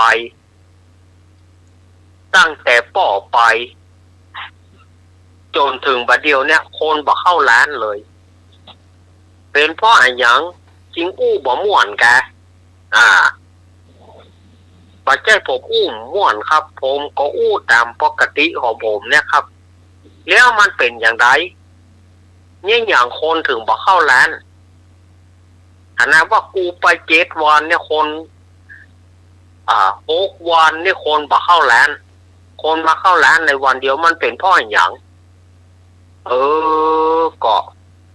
อันอย่างอีนอปอนอกนี่แหละมันอย่างอีนอปอนอกอย่างอีอย่างใดก็ผมหันคนที่มากินเหล้ากระป๋อนะมากินเหล้าสูตรป๋อนี่นะผมหันเขากินเหล้าไปเป๊ก1ก็ดี2เป๊กก็ดีเขามักจะเคี้ยวเกลือตัวไปผมก็เลยคิดว่าป่อเนี่ยน่าจะใส่เกลือในเหล้าเนี่ยป่อน่าจะใส่น้อย เขาจึงกินแล้วเขาก็จึงเคี้ยวเกลือตัวไปผมคิดว่าเขาคงจะจางเกลือผมก็เลยใส่เหล้าให้เขาตอง1หรือว่าเป๊ก1เนี่ยผมก็ใส่เกลือไปกำมือ1ตอง1ผมก็ใส่เกลือไปกำมือ1ตั้งแต่อันมาคนบ่เข้าร้านเลยครับป่อปกแกเล่าโพธิสัตว์นี่อย่างใด ไอ้โกนทานอย่างอี้ก็ตายแล้วบ่เฮ้ยตายเจ๊งกับเจ้าแล้วคำนี้ไผจะมาเข้าร้านกูแถมปลาเหลืออย่างแล้วตายกับตายลูกเดียวกาเจ้าตีเปิ้นก็บ่มีฮื้อเหล้าก็บ่ได้ขายตายแล้วบ่เฮ้ยตายคำเดียวละคำนี้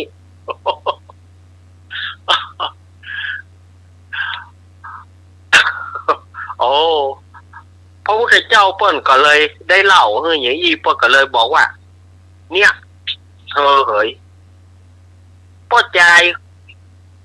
ไอ้โกนทานในจัดนี้มันก็มาเป็นลูกน้องของเธอมาเป็นลูกน้องของเธอที่ขายเหล้าให้เธอนั่นแหละส่วนอันว่าพ่อกาโพธิสัตว์ก็เลยมาเป็นเฮาตถาคตในกาลบัดนี้เนี่ยใจคนผิดประเภทขายเหล้า หานเปิ้นกินแล้วหานเปิ้นเกี๊ยวเกลือโดยน่าเอาเกลือเข้าใส่ ไปเหลือสดายญาติโยมบ่เหลืออย่างแล้วกำนี่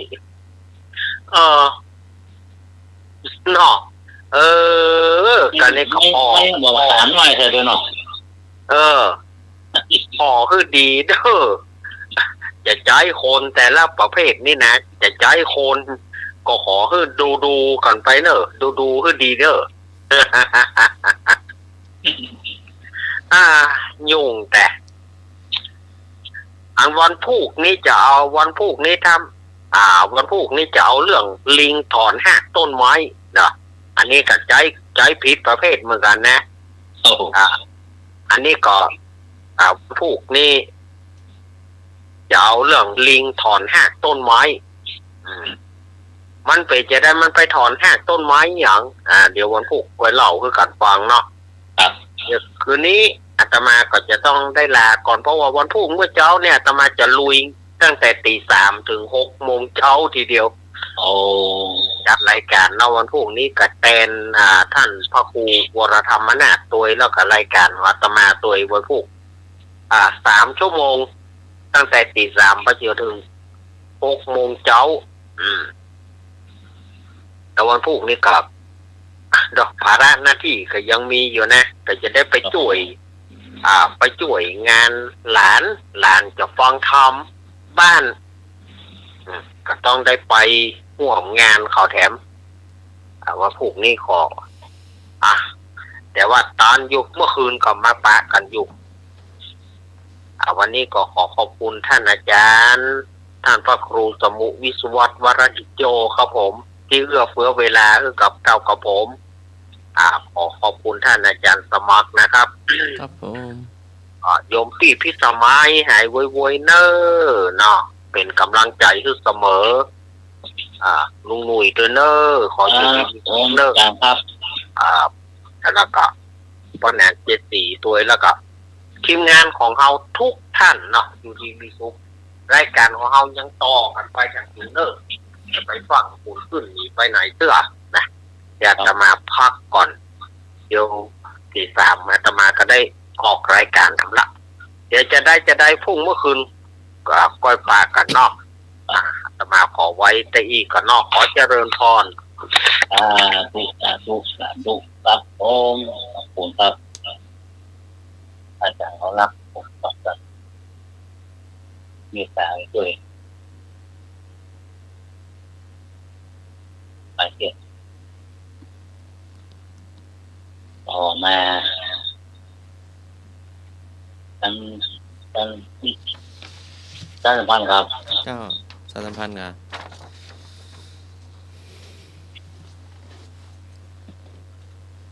ก็งานส่งน้ำครูบาโสภาวัดฝ่ายหินเนาะ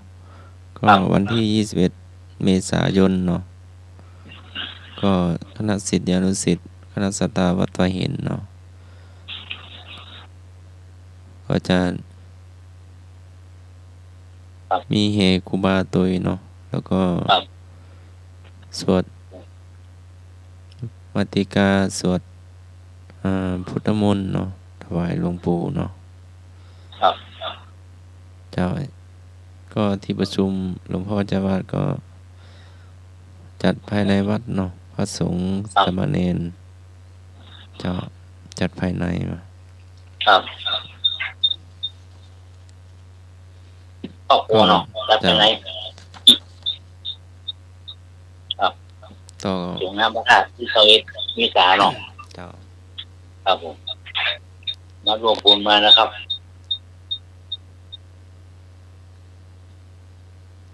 ก็คือมีสาอยู่นะพระธาตุวัดสองวัดสวนหินครับผม แล้วก็ โสภา เจ้าแม่นก็น้อมรำลึกเนาะครูบาอาจารย์ผู้มีคุณูปการเนาะ ครับผม ต่อวัดต่อพระพุทธศาสนาเนาะ ครับ ก็จัดทุกปีเนาะจัดทุกปี ถ้าทางวัดมีกำลังมากมีศรัทธานักก็จัดนิมนต์พระเถระนักเนาะถ้าวัดมีกำลังน้อยก็จัดภายในเนาะภายในวัดพระเถระตนใหญ่ตนน้อยเนาะรู้เจ้าพระเนนเนาะจากคณะศรัทธาวัดฝ่ายหินโดยเนาะ เจ้าก็มีประชาสัมพันธ์แหมเนาะกำหนดการทำบุญประจำปีวันกตัญญูเนาะต่อระลึกต่อบรรพชนผู้สร้างวัดโลกโมลีเนาะด้วยวัดโลกโมลีเป็นวัดร้างได้มีการฟื้นฟูในพ.ศ. 2544 โดยพระเดชพระคุณพระธรรมเสนาบดีเจ้าคณะภาค 7เจ้าอาวาสวัดพระธรรมเจ้าอาวาสวัดพระธาตุโดยสุเทพราชวรวิหารเป็นประธานฟื้นฟูปีนี้ย่างเข้าปีที่ 26 จึงถือว่าเป็นวันมงคลของวัดที่ได้มีการจัดทำบุญอุทิศรำลึกถึงบรรพชนผู้สร้างวัดโลกโมลีตั้งแต่อดีตจนถึงปัจจุบันเพื่อเป็นการกตัญญูกตวิธีและถือเป็นทำบุญประจำปีพร้อมกับทำบุญสะเดาะเคราะห์สืบชะตาหลวงแบบล้านนาเพื่อความเป็นสิริมงคลแก่คณะศรัทธาวัดโลกโมลีและเนื่องในอายุวัฒนมงคลพระครูไพบูลย์เจติยานุรักษ์ดร. 60 ปี 40 พรรษาผู้ช่วยเจ้าวาดวัดพระธาตุดอยสุเทพราชวรวิหารประธานสงฆ์วัดโลกโมลีในกำหนดการในวันพฤหัสบดีที่ 9 เมษายน พุทธศักราช 2569 เดือน 7 เหนือลง 7 ค่ำเวลา 9:09 นาทีพิธีบวงสรวงเทพเทวาอดีตเจ้าอาวาสภิกษุสามเณรพระมหากษัตริย์ล้านนาผู้อุปถัมภ์วัดโลกโมลีในอดีต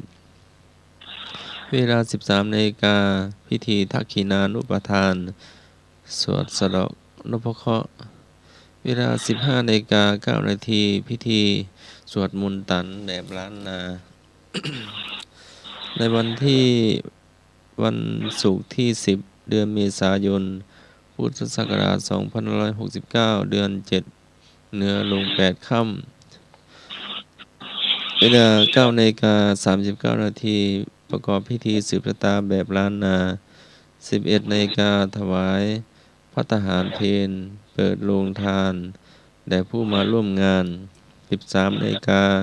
แจกข้าวสารและสิ่งของต่างๆเทกระจาดเนาะก็ขอรับเมตตาเจ้าภาพโรงทานในวันและเวลาดังกล่าวติดต่อได้ที่หลวงพ่อพระครูไพบูลย์เจติยานุรักษ์โทร 069-096-363-3996 เนาะหรือโยมคุณกรถวยลูโทร 093-663-6966 เนาะ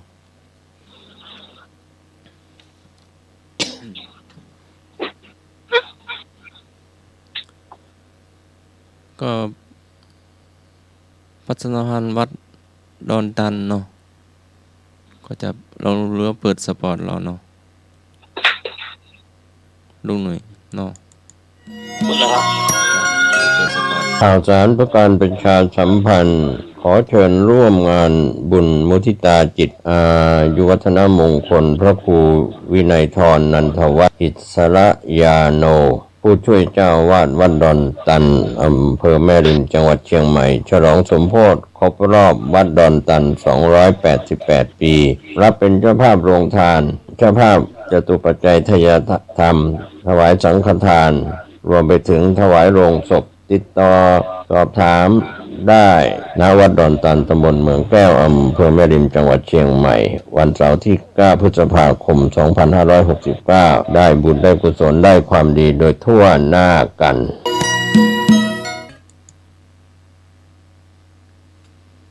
ครับที่เราพุทธตาเนาะครับเคยกันได้บุญได้กุศลทั่วหน้ากันครับครับมีธรรมที่นั่นร่มเย็นเป็นโรงศพก็ดีเนาะเป็นสังฆทานถวายพระสงฆ์พระเถระเนาะครับผมจตุปัจจัยต้นละ 2,000 ครับเจ้าทายทานก็ชุดละ600ครับก็ตามเจตนาศรัทธาเนาะงานบุญงานกุศลเนาะครับแล้วแต่เจตนาเนาะแล้วแต่แห่งเงาครับแห่งอะไรก็ได้นะคนการเอาทานคนกินเอาขี้กินสั่งสมบุญไปใจเนาะครับนี่แล้วมันยากบรรจุกู้บ่ได้ก็บ่ได้หยังครับก็บ่ได้เข้าอู้ครับเนี่ยอันนี้นี่มันยากจะเข้าอู้ได้มันจะต่างแล้วหลังพวกเดียวก็กินนะครับถ้าอยากแท้ลำแท้จะกินนะครับ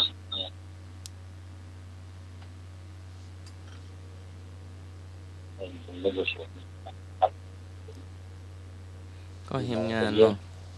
ครับผม เห็นงาน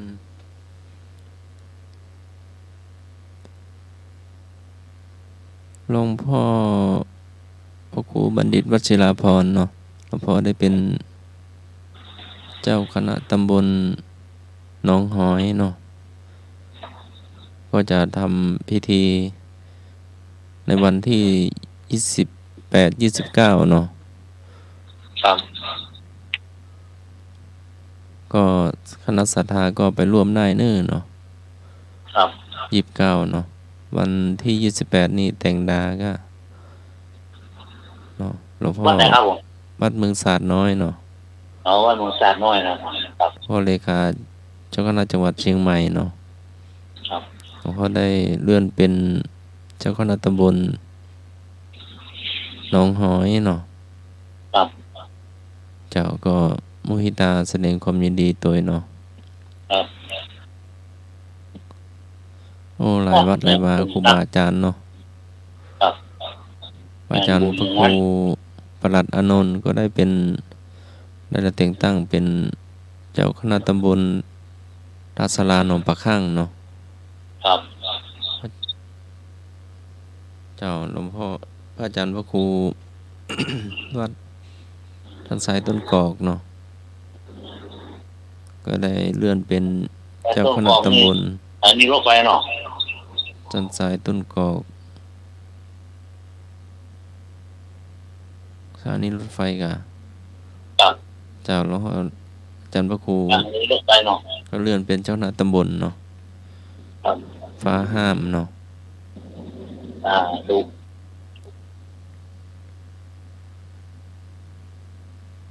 อาจารย์พระครูโกศลปริยัติตยพรด็อกเตอร์เนาะ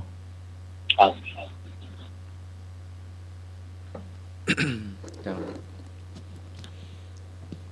ก็งานวัดงานวาก็มาเรื่อยๆเนาะนี่แหมวัดเนาะ บุญงาน นี่ก็งาน ไม่อั้นนะครับผมได้ไหนก็อั้นครับวัดไหนวัดนั้นครับมีส่วน เจ้าวันนี้ก็ได้รับแจ้งเนาะก็ได้สูญเสียหลวงพ่อตุลุงทองดีสุวรรณโนเนาะหลวงพ่อได้มรณภาพเนาะเป็นพระภิกษุในสังกัดวัดพระบรมธาตุดอยสุเทพเนาะราชวรวิหาร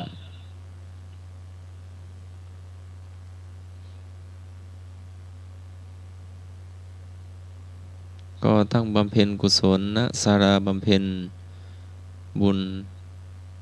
ที่วัดพระธาตุดอยสุเทพเนาะ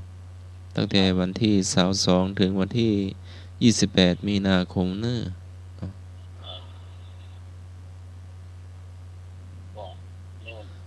เจ้าแล้วก็ได้กำหนดประชุมเพลิงในวันที่29มีนาคมเนาะ2569 7 วันเนาะ เจ้าก็น้อมถวายเนาะถวายความอาลัยหลวงพ่ออายุ75ปีพรรษา15เนาะไปมีการวดครับทุกสิ่งทุกอย่างงานอะไรก็ไปแล้ว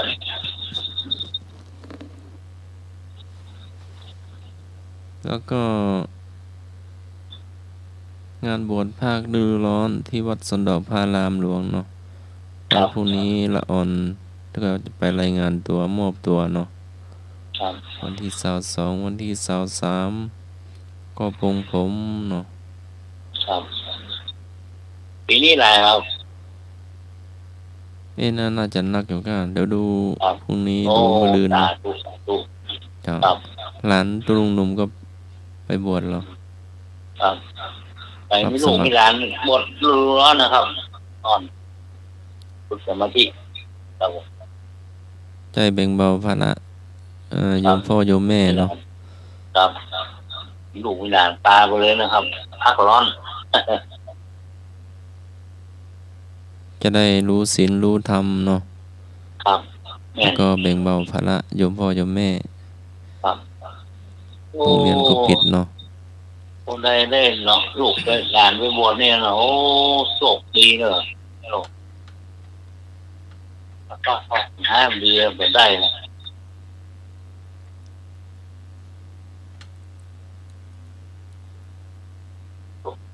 โชคดี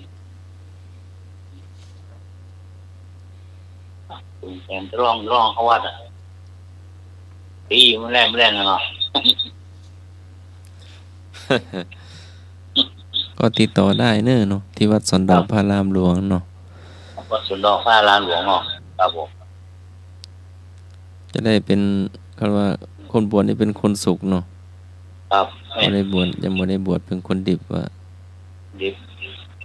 ได้อบรมได้ต้องบวชก่อนหรอบวชก่อนเปลี่ยนเนี่ยก็เป็นซีดก่อนซีดน้อยก่อนอย่ารู้ศีลรู้ธรรมรู้สมาคารวะรู้เนี่ยครับเนี่ยต่ำที่สูงโง่ครับละอ่อนเนาะฝึกตั้งแต่ยังละอ่อนเนาะครับรู้จักพระสงฆ์รู้จักพระเจ้าผ้าขาวอันนี้ได้ก็ได้รู้จักครูบาอาจารย์เนาะเสียงก้อน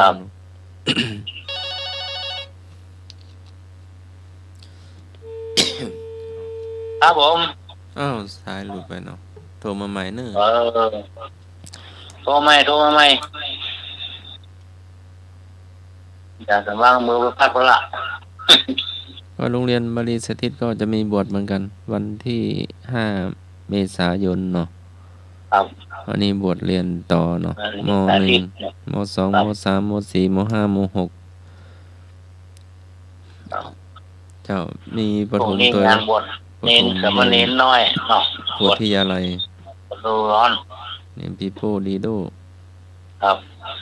บวชทักนูร้อนเสร็จก็รวดบวชเรียนต่อเลยก็ดีเนาะครับโอ้เรียนตรงไหนนี่สบายกะพ่อแม่โยมพ่อโยมแม่ที่ท ฐานะกำลังไม่พอเนาะ ครับ ก็สามารถมาบวชเรียนต่อได้เนาะ ครับ นี่ใหญ่เว้ยหรอกพ่อปัญญาหม้อยาดี ก็ใหม่มานะ เอาครับ ของพี่หน่วยวิทยุดีเลย วิทยุดีเลยเด้อลุงหนุ่ยเสียงหน้าใหม่ก็เสียงเบาเนาะ ใช่ ที่อยู่กัน วิทยุดีเลยมัน อ๋อ เสียงวิทย์ หายัง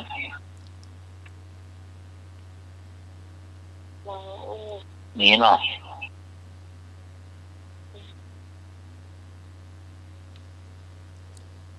ลุงลงว่าเนาะ เอาโน่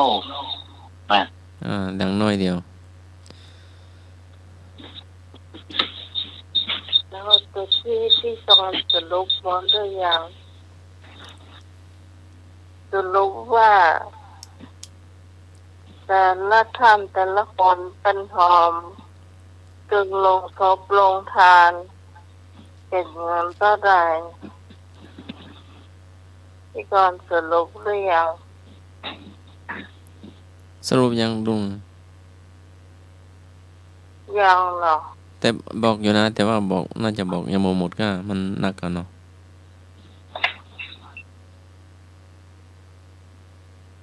แม่ก็ไล่มาเรื่อยๆนะไล่ชื่อมาเรื่อยๆนะ ยังไม่ได้รู้เลยครับ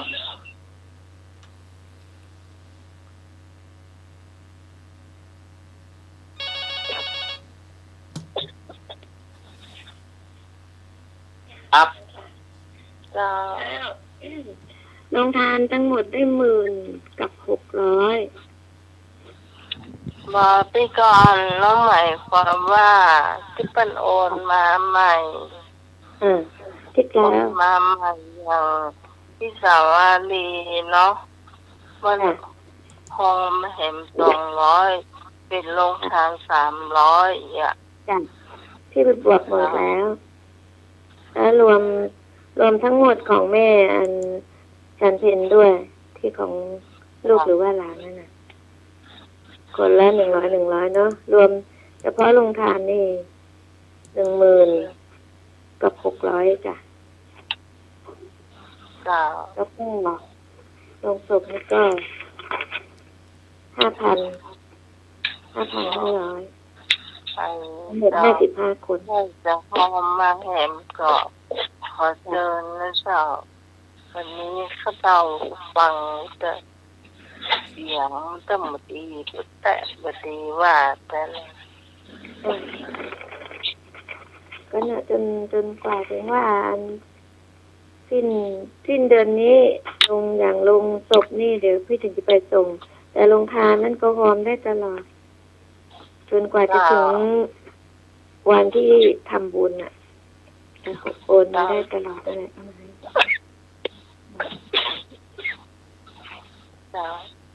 แม้แต่ลงศพจะถามเนาะลูกหลานคือ100 บาทเท่ากันหมดดาวเอาคือไปเก็บมากกว่านี้เนาะไปหอมกันได้จ้ะ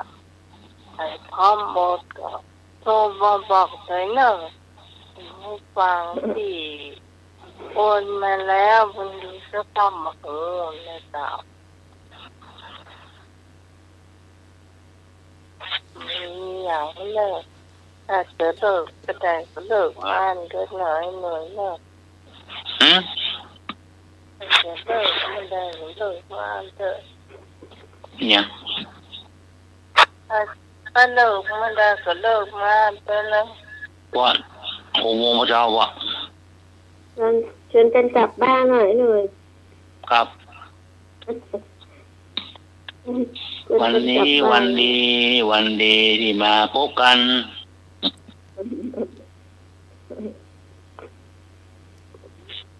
เท่าที่ไว้ครับหัวแน่ช่วยแล้วกัน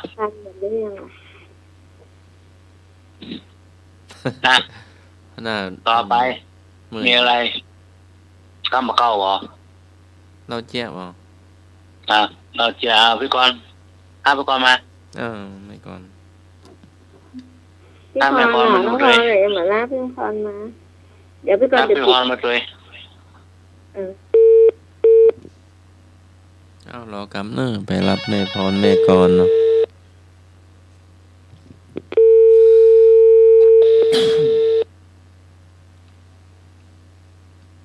รอกำเนอเนาะ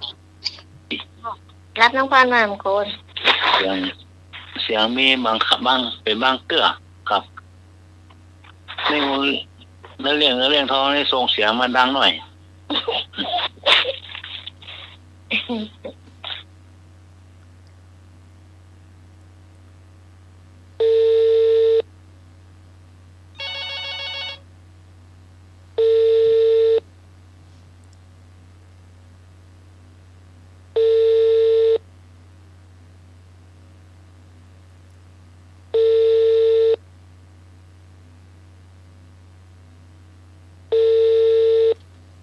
รับแม่พรก่อนเนอะ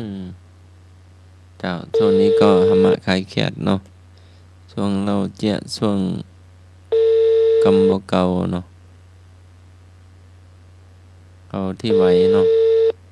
ก็ตอนนี้ก็งานคณะสงฆ์ก็งานบุญก็ดีเนาะทางวัดทางว่าจะให้ประสัมพันธ์ก็ได้เนื้อเนาะทางครูบาอาจารย์พระเทรานุเทระเนาะงานข่าวประชาสัมพันธ์ก็ดีที่ฝ่ายประชาสัมพันธ์ก็พ่ออาจารย์สาครเนาะเป็นเนาะโอนละ100โอนและที่น้องใหม่ครับแล้วก็มีของอันพี่สาวลีที่อันโอนมาแล้วเนาะแล้วก็มีพี่พรอะไรเนี่ยพี่ไพเหรอพี่อัมไพเรื่องเด็ดก็แล้วจ้ะโอนมาเนาะจ้ะครับแล้วก็มีของกับไอ้นิกรครับก็เอามาส่งแล้วก็มีของงานนาดาวเนาะครับนาดาวส่งมาแล้วก็โอนมาแล้วจ้ะก็เอามาส่งแล้วนาดาวนั่นนี่ในบุกบ้านจิบเนาะจ้ะครับมาไกลโหล่ะ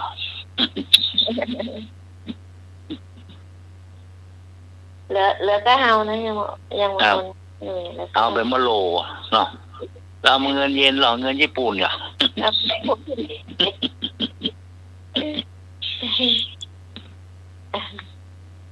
โชปลาเศร้าอีกน้ำปิ้ง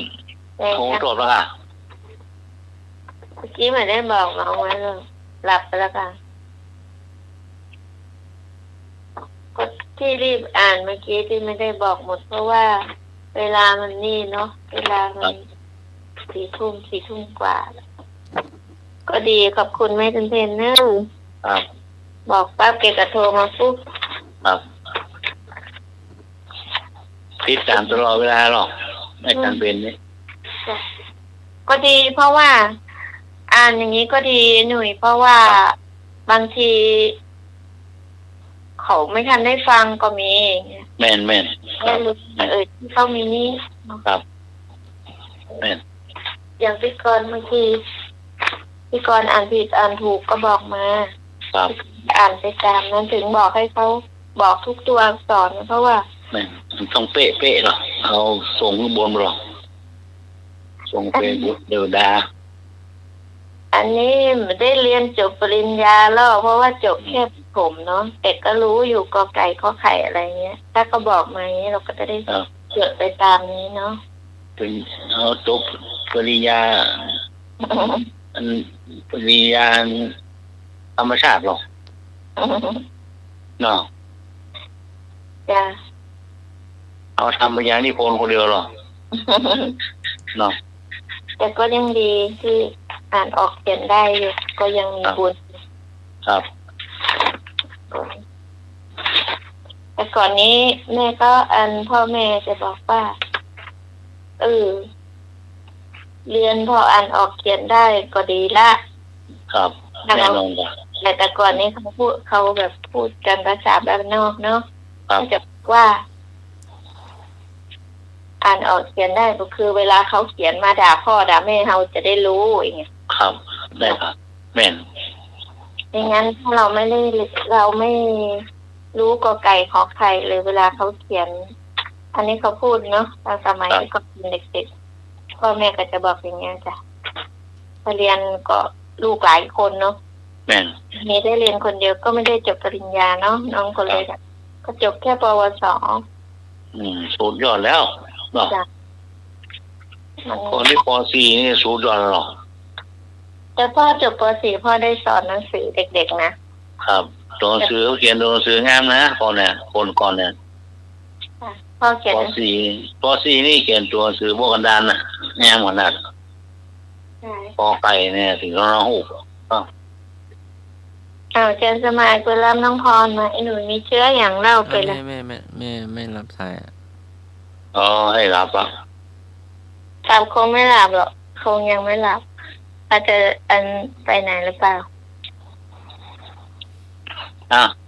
อาจารย์จะมากเล่าเชี่ยกอ่ะ เราเชี่ยเนาะวันนี้ก็ไปส่งลูกแนนเนาะที่บ้านดอย30,000เนาะ ครับ ลูกแนนก็ดีใจเนาะวัดดอย30,000นะก็มีลูกลุงอยู่ตนเดียวเนาะ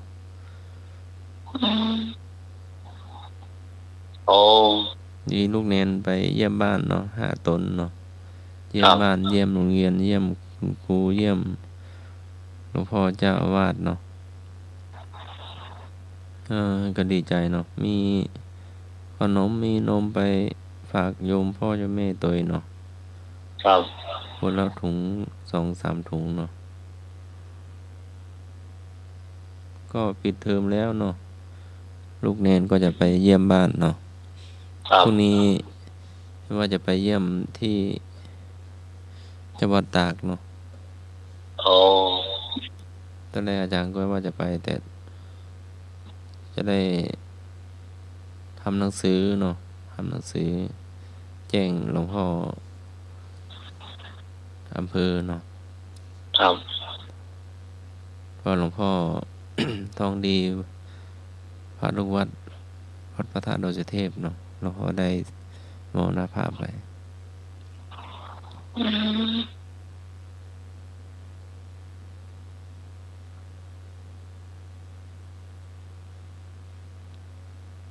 เราเจียกะครับกำลังจะเข้าปั๊มเนาะครับ น้ำมันก็จะหมดเนาะเด็กปั๊มเอาแขนควยกันว่ะแขนควยกัน ฟังออกจากปั๊มเลยเนาะ ไปเห็นปั๊มจอดอย่างแถวเป็นกิโลเนาะเป็นแลบไอ้ยายคนต่อว่า เขาว่าเตียวเอาอ่ะน้ำมันไม่มีแล้วเตียวเอา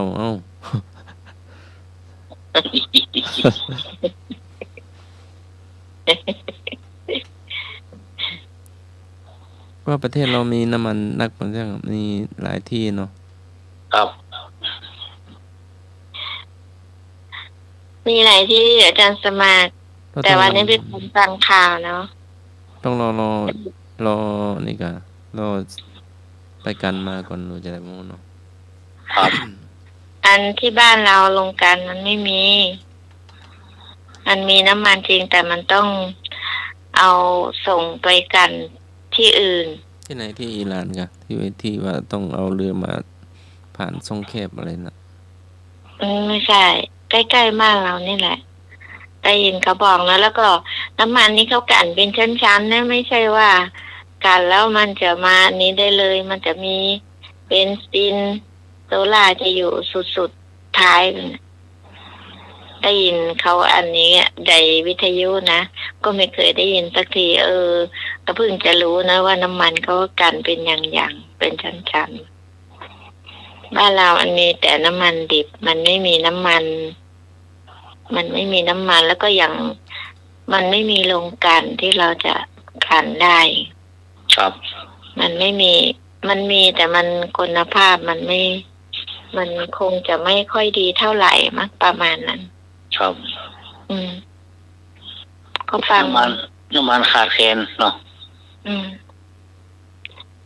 วันนี้ก็เหมือนกันวันนี้ไปก่อนไปซื้อรองเท้าที่เอาไว้ใส่ทำงานเนาะลูกก็พาไปแล้วไปแวะอันที่แมคโครด้วยแล้วทีนี้ขากลับเนาะคนที่เขารถที่จะไปเติมน้ำมันน่ะยาวเป็นกิโลหน่อยๆจะฟังลูกว่าแม่ดีแล้วประเทศไทยมันไม่ใช่ชื่อเมืองน้ำมันครับเนาะเมืองอู่ข้าวอู่น้ำครับประเทศไทยมันไม่มีน้ำมันเมืองประเทศไทยมันเป็นเมืองอู่ข้าวอู่น้ำครับเมืองอู่น้ำอู่ข้าวครับไม่มีน้ำมันสักแกกต้องซื้อต่างประเทศครับน้ำมันขาดแคลนคุยกับแฟนก็ต้องดับไฟ ลูกอ่ะแม่นั่นก็รถไม่มีน้ำมันนะก็ครับก็นั่นน่ะไอ้หน่วยแบบนั้นก็ดีเนาะครับมีน้ำมันเอาควายเที่ยวไม่กระลบควายมาแต่พวกหน้ารถหล่นอันก็ทำคืนเอาไอ้ดีเขาเวละด่ะก็ทำหัวเขาดีเวละด่ะดูว่าแม่ดูสิเขาไปเติมน้ำมันกันนะโหจากปั๊มมาเนี่ยไกลเป็นกิโลฮะรถก็ติดแต่ไปก่อนไปแต่เช้ากันเนาะ9 โมงออกบ้านกันไปแล้วรถเริ่มติดโอ้ขนาดเชียงใหม่นะขนาดมันยังไม่ได้ถึงหน้าเทศกาลเนาะแล้วเทศกาลจะทำยังไงปีใหม่นี่เดือดร้อนกะเนาะไอ้โคมนักแล้วว่ะเนาะนักอยู่เนาะครับก็เองเขาบางคนบอกว่าอย่างสมมติว่าเขาไม่ไปเนาะรถติดยาวเขาฝากแกลลอนไปเติมเงี้ยครับคนที่เคยเติม500ก็เติมเต็มถังเป็น1,000เลยแล้วจากคนที่เคยเติม1,000เนาะอย่างพวกที่เขาทำนาแล้วเขาต้องใช้น้ำมันเนาะครับน้ำมันเครื่องยนต์น้ำมันรถไถนาเนี่ยรถแมคโครเนี่ยเนาะใส่อันเครื่องสูบน้ำเข้านาเนี่ยมันต้องใช้ดังนั้นอย่างเนี้ยอย่างในศูนย์ด้วยก่อนนี่เดี๋ยวนี้ก็ไปซื้อถัง200 ลิตรนะต้องไว้หน้างานเพราะว่ารถต้องใช้น้ำมันเนาะเวลาให้ถั่วตอนนี้ถั่วเริ่มจะเข้าแล้ววันจันทร์ก็คงจะเข้าเยอะเมื่อวันศุกร์นั้นเข้ามาหน่อยนึงแล้วต้องถามว่าวันเสาร์อาทิตย์ไปโม่ไหมเป็นกองกระทำอดทนกันเดียวมันก็เลิกกันไปหมดแล้วเนาะมันเหมือนมือนะเนาะสงครามเนี่ยเนาะมันเหมือนมือก็เดียวมันก็ล้มหายตายจากไปหมดละเนาะครับมาตรการครับเราจะไปรู้ได้ไงไอ้คนแบบว่าเขาไม่ได้บอกนี่ว่าเขาจะลบตึกวันนี้นะวันพุธนะแต่ตราบใดที่เขายังไม่คุยกันนี่ก็เหมือนบ้านเราเหมือนกันประมาณนั้นแต่บ้านเขามันเป็นเมืองน้ำมัน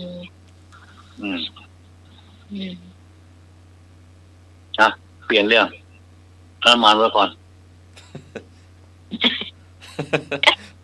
เดี๋ยวเปลี่ยนเรื่องแล้วเอาอย่างน้อยเนาะ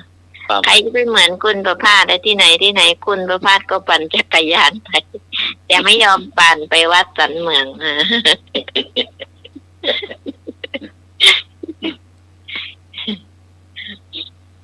มันเรื่องใหญ่เนาะทั่วโลกสั้นนะ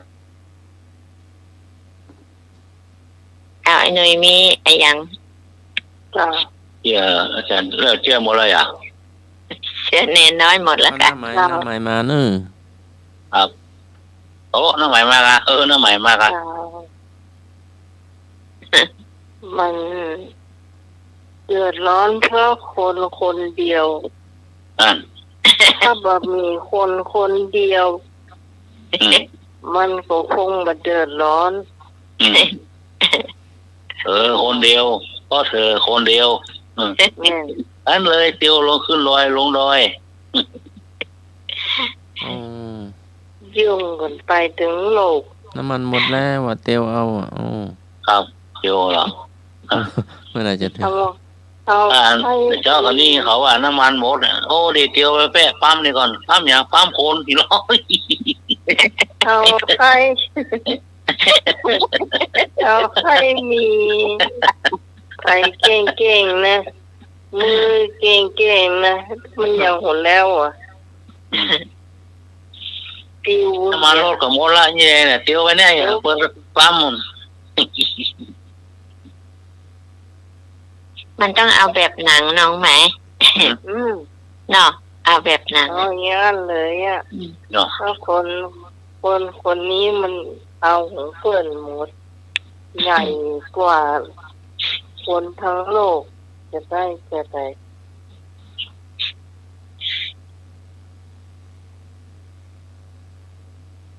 เดี๋ยวเอาพูดออกอากาศไปเอาแบบหนังแต่แล้วนอนหนังปฏิโทหนังตะลุงกะเอาแบบหนังตะลุงเลยล่ะเนาะโยงใจทุกใจว่าเอาฟังข่าวจะตึงแต่หรอกตอนนี้ข่าววิจารณ์กันหมดจริงน้ำมันเมืองไทยกับมีแต่ว่ามีที่อย่างเขาก็ไปโค้นนั่นหรอกจะไปแสนลิตรอันนี้มันกักตุนแน่น้องไหมมันบ้าเจ็ดอย่างก็บอกมีสักอย่างนั่นเองเนี่ยตั้งหลายแสนลิตรแล้วก็ขายแป้งแหมเขาว่าขายที่อื่นเขาว่าอย่างนี้เขาว่าเขาไปซื้อมาตั้งใดนะ39 บาท 50 สตางค์แล้วเขามาขาย40 บาท 50 สตางค์เนี่ยเขาก็ได้กำไรบาทหนึ่งแล้วทีนี้เขาบอกว่าขอดูใบเสร็จมันจะไปขึ้นที่ไหนบ่อยว่องน้ำมันกับน้ำมันเดิมน้ำมันดิบยังมาตื้อใช่อันนี้ไทยเชื่อก็เชื่อเตอเขาต้องมาเชื่อได้เอายานไอ้เบอร์ขาดนะปะตอนรถทียังไงดีกันเนี่ยไอ้หน่วยตั้งไว้ซื้อรถทีปัจเจสันที่ทำมาเดินตันนะเด้อของพี่กรนี่โออยู่ของพี่กรใกล้แห่ไม่เอาต่อหัวลูมาหรอกเอา BMX อันอิงหรือว่านั่นก็ได้ละBMX อิงว่าหรอกโอ้ BMX ของตะวันก็มีหรอกสีแดงนั่นแหละครับ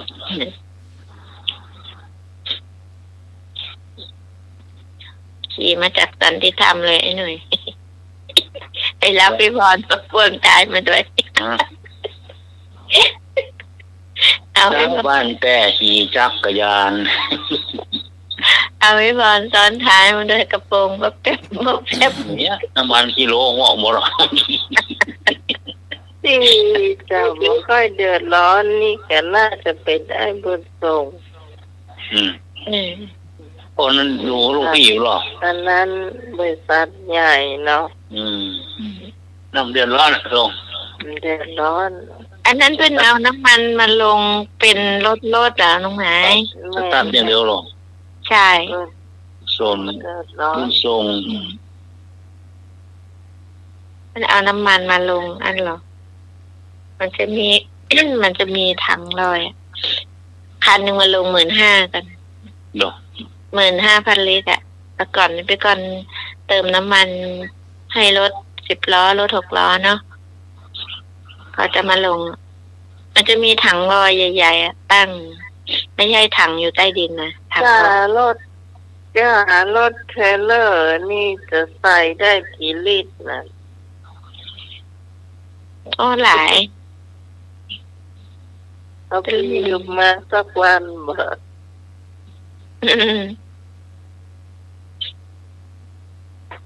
เหมาร่วมไม่โค้งแวดเวียงนี่ค่ะนั่งแน่โยกไปโยกมา เห็นรถบรรทุกแมคโครหมดก็เห็นรถแมคโครเอาแขนแมคโครนะกล้วยเอาอ่ะ ครับ ยูเอาอ่ะ ครับยันเนาะ ยันเอาอ่ะถ้างั้นรถ6 ล้อก็ เหมารถไม่โค้งแวดเวียงนะเชียงใหม่นะนั่งแน่นะโอ้ขึ้นหัวร้องแล้วล่ะเนาะแม่ต้นมะขามเปียต้นมะพร้าวเปียนะ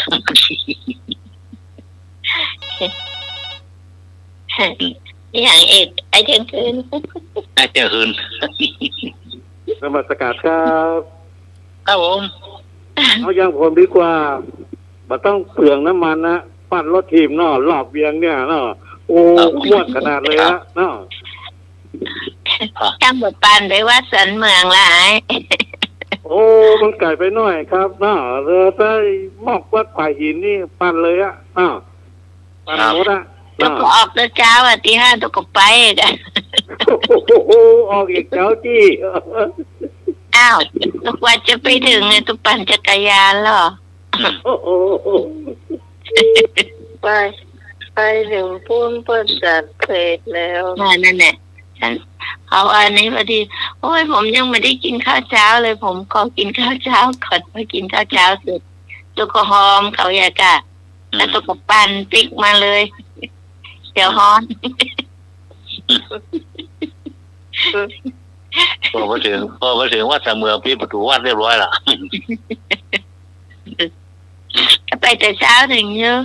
นะ นี่ปั่นได้หลายกิโลไอ้นี่ถ้าเอาปี 5เนี่ยเอาปี 5นี่ได้อยู่ไปถึงโน่นก็สัก3 ชั่วโมงก็ถึงแล้วอย่างรถอย่างอันแวนบันแท้เนี่ยนะถ้าคนเคยปั่นเนี่ยปั่นไวแต่ว่าไม่งั้นเขาจะปั่นขึ้นอันนู้นได้ว่ะกว่าเขาปั่นกันขึ้นดอยวัดเทนพาน่ะไอ้นุ้ยสูงมาถึงเขาก็ยังขึ้นไปได้เลยเขาปั่นขึ้นไปนะหมู่ที่เขาปั่นจักรยานครับเขาปั่นจักรยานขึ้นไปปีนี้พี่กรณ์ก็ไม่ได้ไปไหว้เลย อันเขาจะมีรถเอารถเครื่องไปจอดข้างล่างก็ได้แล้วก็จากเขาจะมีรถแอนสายไอโจนี่เนาะมีสายต้องพูดกับมูดสารพูดแต้นผ้าแล้วก็มีแฟนเอาเมียหลายคนแล้วแต่มันน่าเครียดครับ ก็แปลกใจก็ไม่โทรเข้ามาเหมือนเพื่อนโทรมาเสียงแม่อย่างก็ที่อยู่มันเพื่อนโทรมาเสียงมันตายนะที่อยู่อันหลังมองไม่ถึงแม่คนหนึ่งที่เปิ้นว่าโป๊กสายนี่เขี้ยว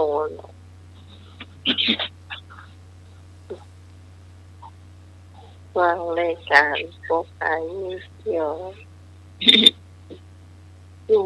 หมู่7อ่ะตำบลแม่แฝกแม่แฝกอยู่ตรงโน้น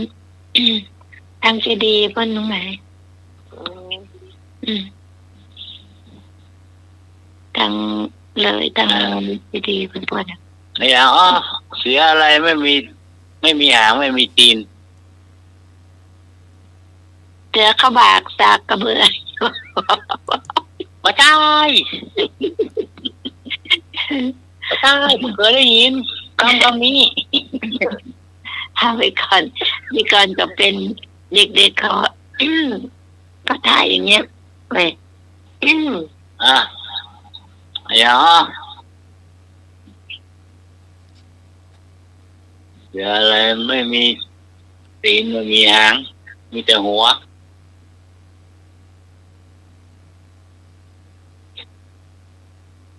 แมวขุดมะพร้าวอ่ะแมวเสือไม่ใช่แมว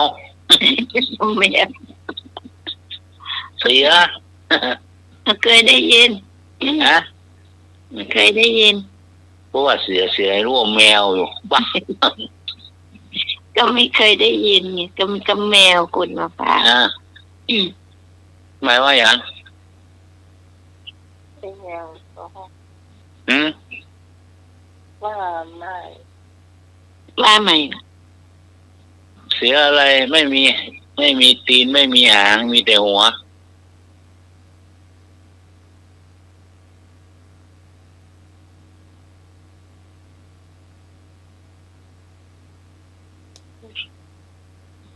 น้องหมายมันเคยว่านะมันเคยตอบที่ลุงรองอ่ะ ก่อนไม่ได้ยินก่อนไม่รู้ มันแล้วมันก็ลืมแล้วค่ะ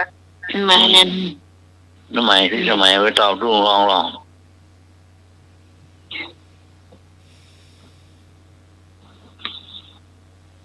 ตอบเรื่องอย่างลุงรองว่าบรูกจ้าเนาะ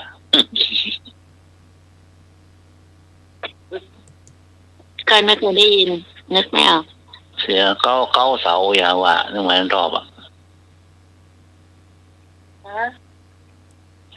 เสือเก้าเนี่ยเสือเท่าเก้าเสาอ่ะมีหางมีเก้าหัวเหี้ยสุด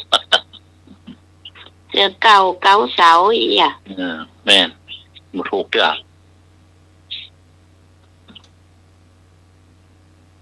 ได้เนี่ย ในบ้านก็มีเดี๋ยวนี้มันไม่ค่อยมีละสองอย่างละ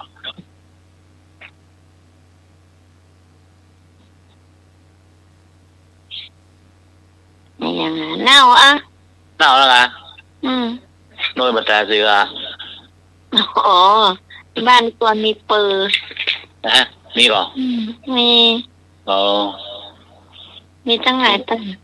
ซุกแล้วกินก็เกี่ยลำเลยตอน เผ็ดได้ ฮะ เผ็ด จ้ะโอ้กินดีได้เลยโดยบรรดาเสือนะ มันเผ็ด ได้กินเตอะเอาต้มมากินแต่ มันเหม็นเลยแต่ตะการใจกินก็ได้แต่มันเผ็ดไอ้หน่อย เผ็ดอ่ะ จ้ะ ผมกินแล้วผมกินข้าวน้ำเผ็ดเลยกับเกลือนะ เผ็ดแต่ถ้ามันยังไม่ น้อย สุ เป็ ก นแว่นนี่นะแต่หน่วยมันหนักเนาะ แต่อันนั้นมันยังไม่สุกไงไม่เผ็ดอันที่มันสุกกันน่ะตกมันน่ะลองไปกินแต่ไม่ชอบกินมัน เอาก็ใบมันก็พอละ แต่ใบไม่ชอบกิน หนึ่งเนาะ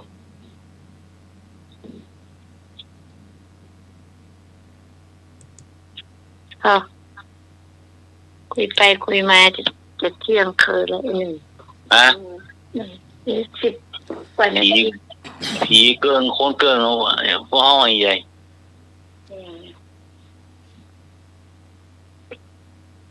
ผีดิบผีกึ่งคนกึ่งกับผีดิบก็กลายหน่อย นะ ผีสุก คนเท่าว่าเอ้ยคอยหน้าผีเกินคนเกินเนี่ย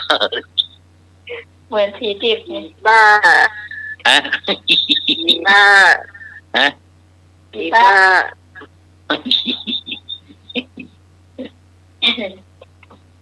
อันพูดถึงพี่บ้านนะครับนี่ไอ้น้องนี่มันตายไปแล้วล่ะแต่ก่อนเนี่ยพี่ก่อนไปมาทำงานใหม่ๆเนาะมันก็ว่ามันทะเลาะกับใครเนาะพี่ก่อนไล่น้ำถั่วอยู่เนาะอยู่ไอ้ที่ต้นไม้ชำฉามันก็อยู่อีกฝั่งนึงมันอยู่อีกรั้วหนึ่งมันเสียงเล็กเสียงน้อยเดี๋ยวก็ทำเป็นเสียงผู้ชายเดี๋ยวก็ทำเป็นเสียงผู้หญิงว่ะทะเลาะกันว่ะพี่กรณ์ก็ไปแอบอยู่นะว่ามันทะเลาะกันนะเป็นว่ามันนอนอันนั้นน่ะนอนถ้าเป็นบ้านพี่กรณ์เนี่ยนอนไขว่ห้างนอนหงายเนาะไขว่ห้างนะครับมันก็ด่าเหมือนด่าแฟนมันอะไรอย่างเงี้ยแล้วก็เสียงเหมือนแฟนมันตอบมามันก็ตอบมาอย่างนะแต่ว่าเปิ้งอะเนาะเนี่ยเปิ้นว่าคนบ้านะเนาะแล้วก็เอาไอ้เนี้ยไปก่อนก็กินข้าวเนาะแล้วก็แบ่งกับข้าวให้แกนั่นแหละแกนั่งกินอยู่ที่เกาลินจีมันเนาะแล้วทีนี้ก็แกไปเอาที่ถังขยะนั่นน่ะมาแล้วทีนี้กินกันอยู่พี่ก่อนก็เอากับข้าวไปให้เนาะมันบอกไงวะมันบอกว่ามึงไม่ต้องเอามาให้กูหรอก กูไม่กินของมึงเนี่ยกูกินของกูอร่อยดีไหมเพราะนั้นยอมกินอ่ะเหมือนมันกลัวว่าเราเอาไปให้มันเหมือนจะใส่ยาฆ่ามันเรื่องอะไรประมาณเนี้ยมันกินมันไปเที่ยวคนเอาที่ในทางขยะมาครับแล้วก็หน้าตาแกก็ดีนะแต่แกหน้าดูก็ว่าเป็นลมผิดเดือนคนห้างหน้าตาแกก็ดี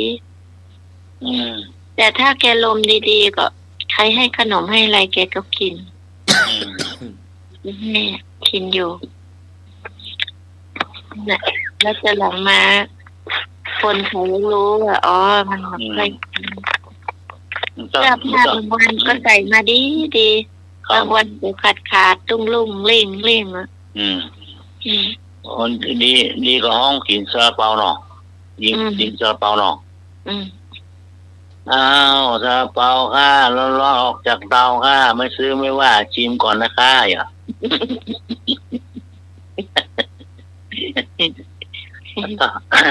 เนี่ยเจ้ามีลูกค้าคนหนึ่งเตียวเข้าไปแต่งหน้าซื่อเหรอแล้วแม่ค้าเมาขายครัวหลายอย่างเนี่ยตกมันเปียนี่มันก็เอิ้นว่าชิมก่อนนะคะซาลาเปาชิมก่อนค่าเนาะชิมแล้วไม่อร่อยไม่ซื้อก็ไม่เป็นไรนะค่าอย่างก็นายแล้วก็เปียแล้วไปกิน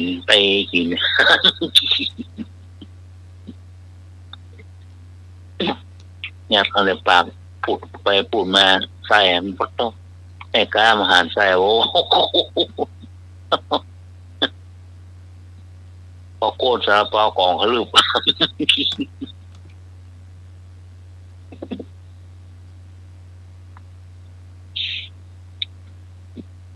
ถ้าเรียกกินซาลาเปาต้องเรียกคุณประภาสคุณประภาสแกมชอบกินซาลาเปา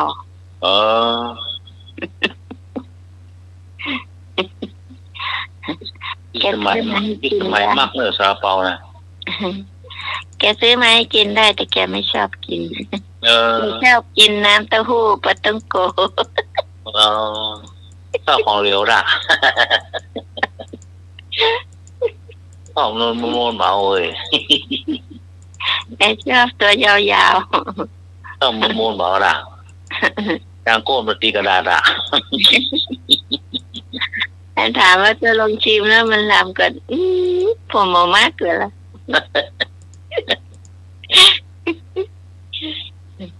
ไอ้เจนคืนมากหน้าธรรมะค่ะเขียนมักซาลาเปาเลยว่าท่อถุงเปิ้ลถุงกู้ชีพเปิ้ลนะว่าท่อบ๊อบหายวะในวะ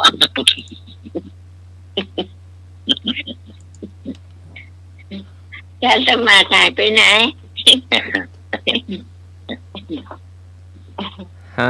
ยังอยู่เวลาขวัญเลย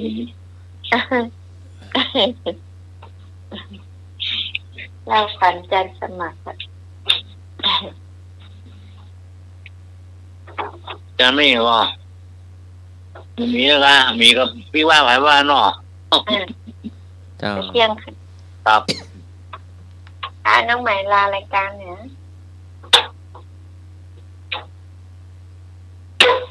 ทำไมกับปิกวันละกลับแล้วเนาะพี่สำนักเนาะยังอายอยู่แม่ครับผมนิมนต์ครับนิสมะการะนังเสยโยไข้ควรก่อนแล้วจึงทำดีกว่าค่ำคืนนี้ก็ไว้พระสวดมนต์แผ่เมตตาญาติน้ำรับเป็นสุขตื่นเป็นสุขข้อการนมัสการและเจริญพรสาธุเอาไอ้หน่วยงานการครับผมขอบคุณครับขอบคุณท่านอาจารย์ครูสมุวิศวัตวรกิจโจที่บอกเวลานะมาคาเชียครับผมขอบคุณท่านอาจารย์สมัครปฏิการสมัครครับผมขอบคุณหัวหน้านะมาคาเชียครับผมวันนี้มอบเวลามาคาเชียขอบคุณพี่กรกมลเผยกลางครับพี่ช่วยทำมาคาเชียนะครับเนาะ ขอบคุณพี่นันเจปินเจสีนายส่งนะครับดรครับยังช่วยนำมาคลายเครียดครับขอบคุณทุกเสียงทุกสายนะครับที่ได้โทรมาพ้องไม่ได้โทรมาพ้องก็เป็นกำลังใจนำมาคลายเครียดนะครับวันนี้ก็ถึงเวลาก็เดินลาจากกันแล้วเนาะผู้ปลาใหม่ครับขอบคุณครับดีครับผมรับดีฝันดีครับค่ะขอบคุณค่ะสวัสดีค่ะ ข่าวสารประการประชาสัมพันธ์ขอเชิญร่วมงานบุญมุทิตาจิตอายุวัฒนมงคลพระครูวินัยธรนันทวัฒน์อิสระยาโนผู้ช่วยเจ้าวาดวัดดอนตันอำเภอแม่ริมจังหวัดเชียงใหม่ฉลองสมโภชครบรอบวัดดอนตัน288 ปีรับเป็นเจ้าภาพโรงทานเจ้าภาพจตุปัจจัยทายธรรมถวายสังฆทานรวมไปถึงถวายโรงศพติดต่อสอบถามได้ณวัดดอนตันตำบลเมืองแก้วอำเภอแม่ริมจังหวัดเชียงใหม่วันเสาร์ที่9 พฤษภาคม 2569ได้บุญได้กุศลได้ความดีโดยทั่วหน้ากัน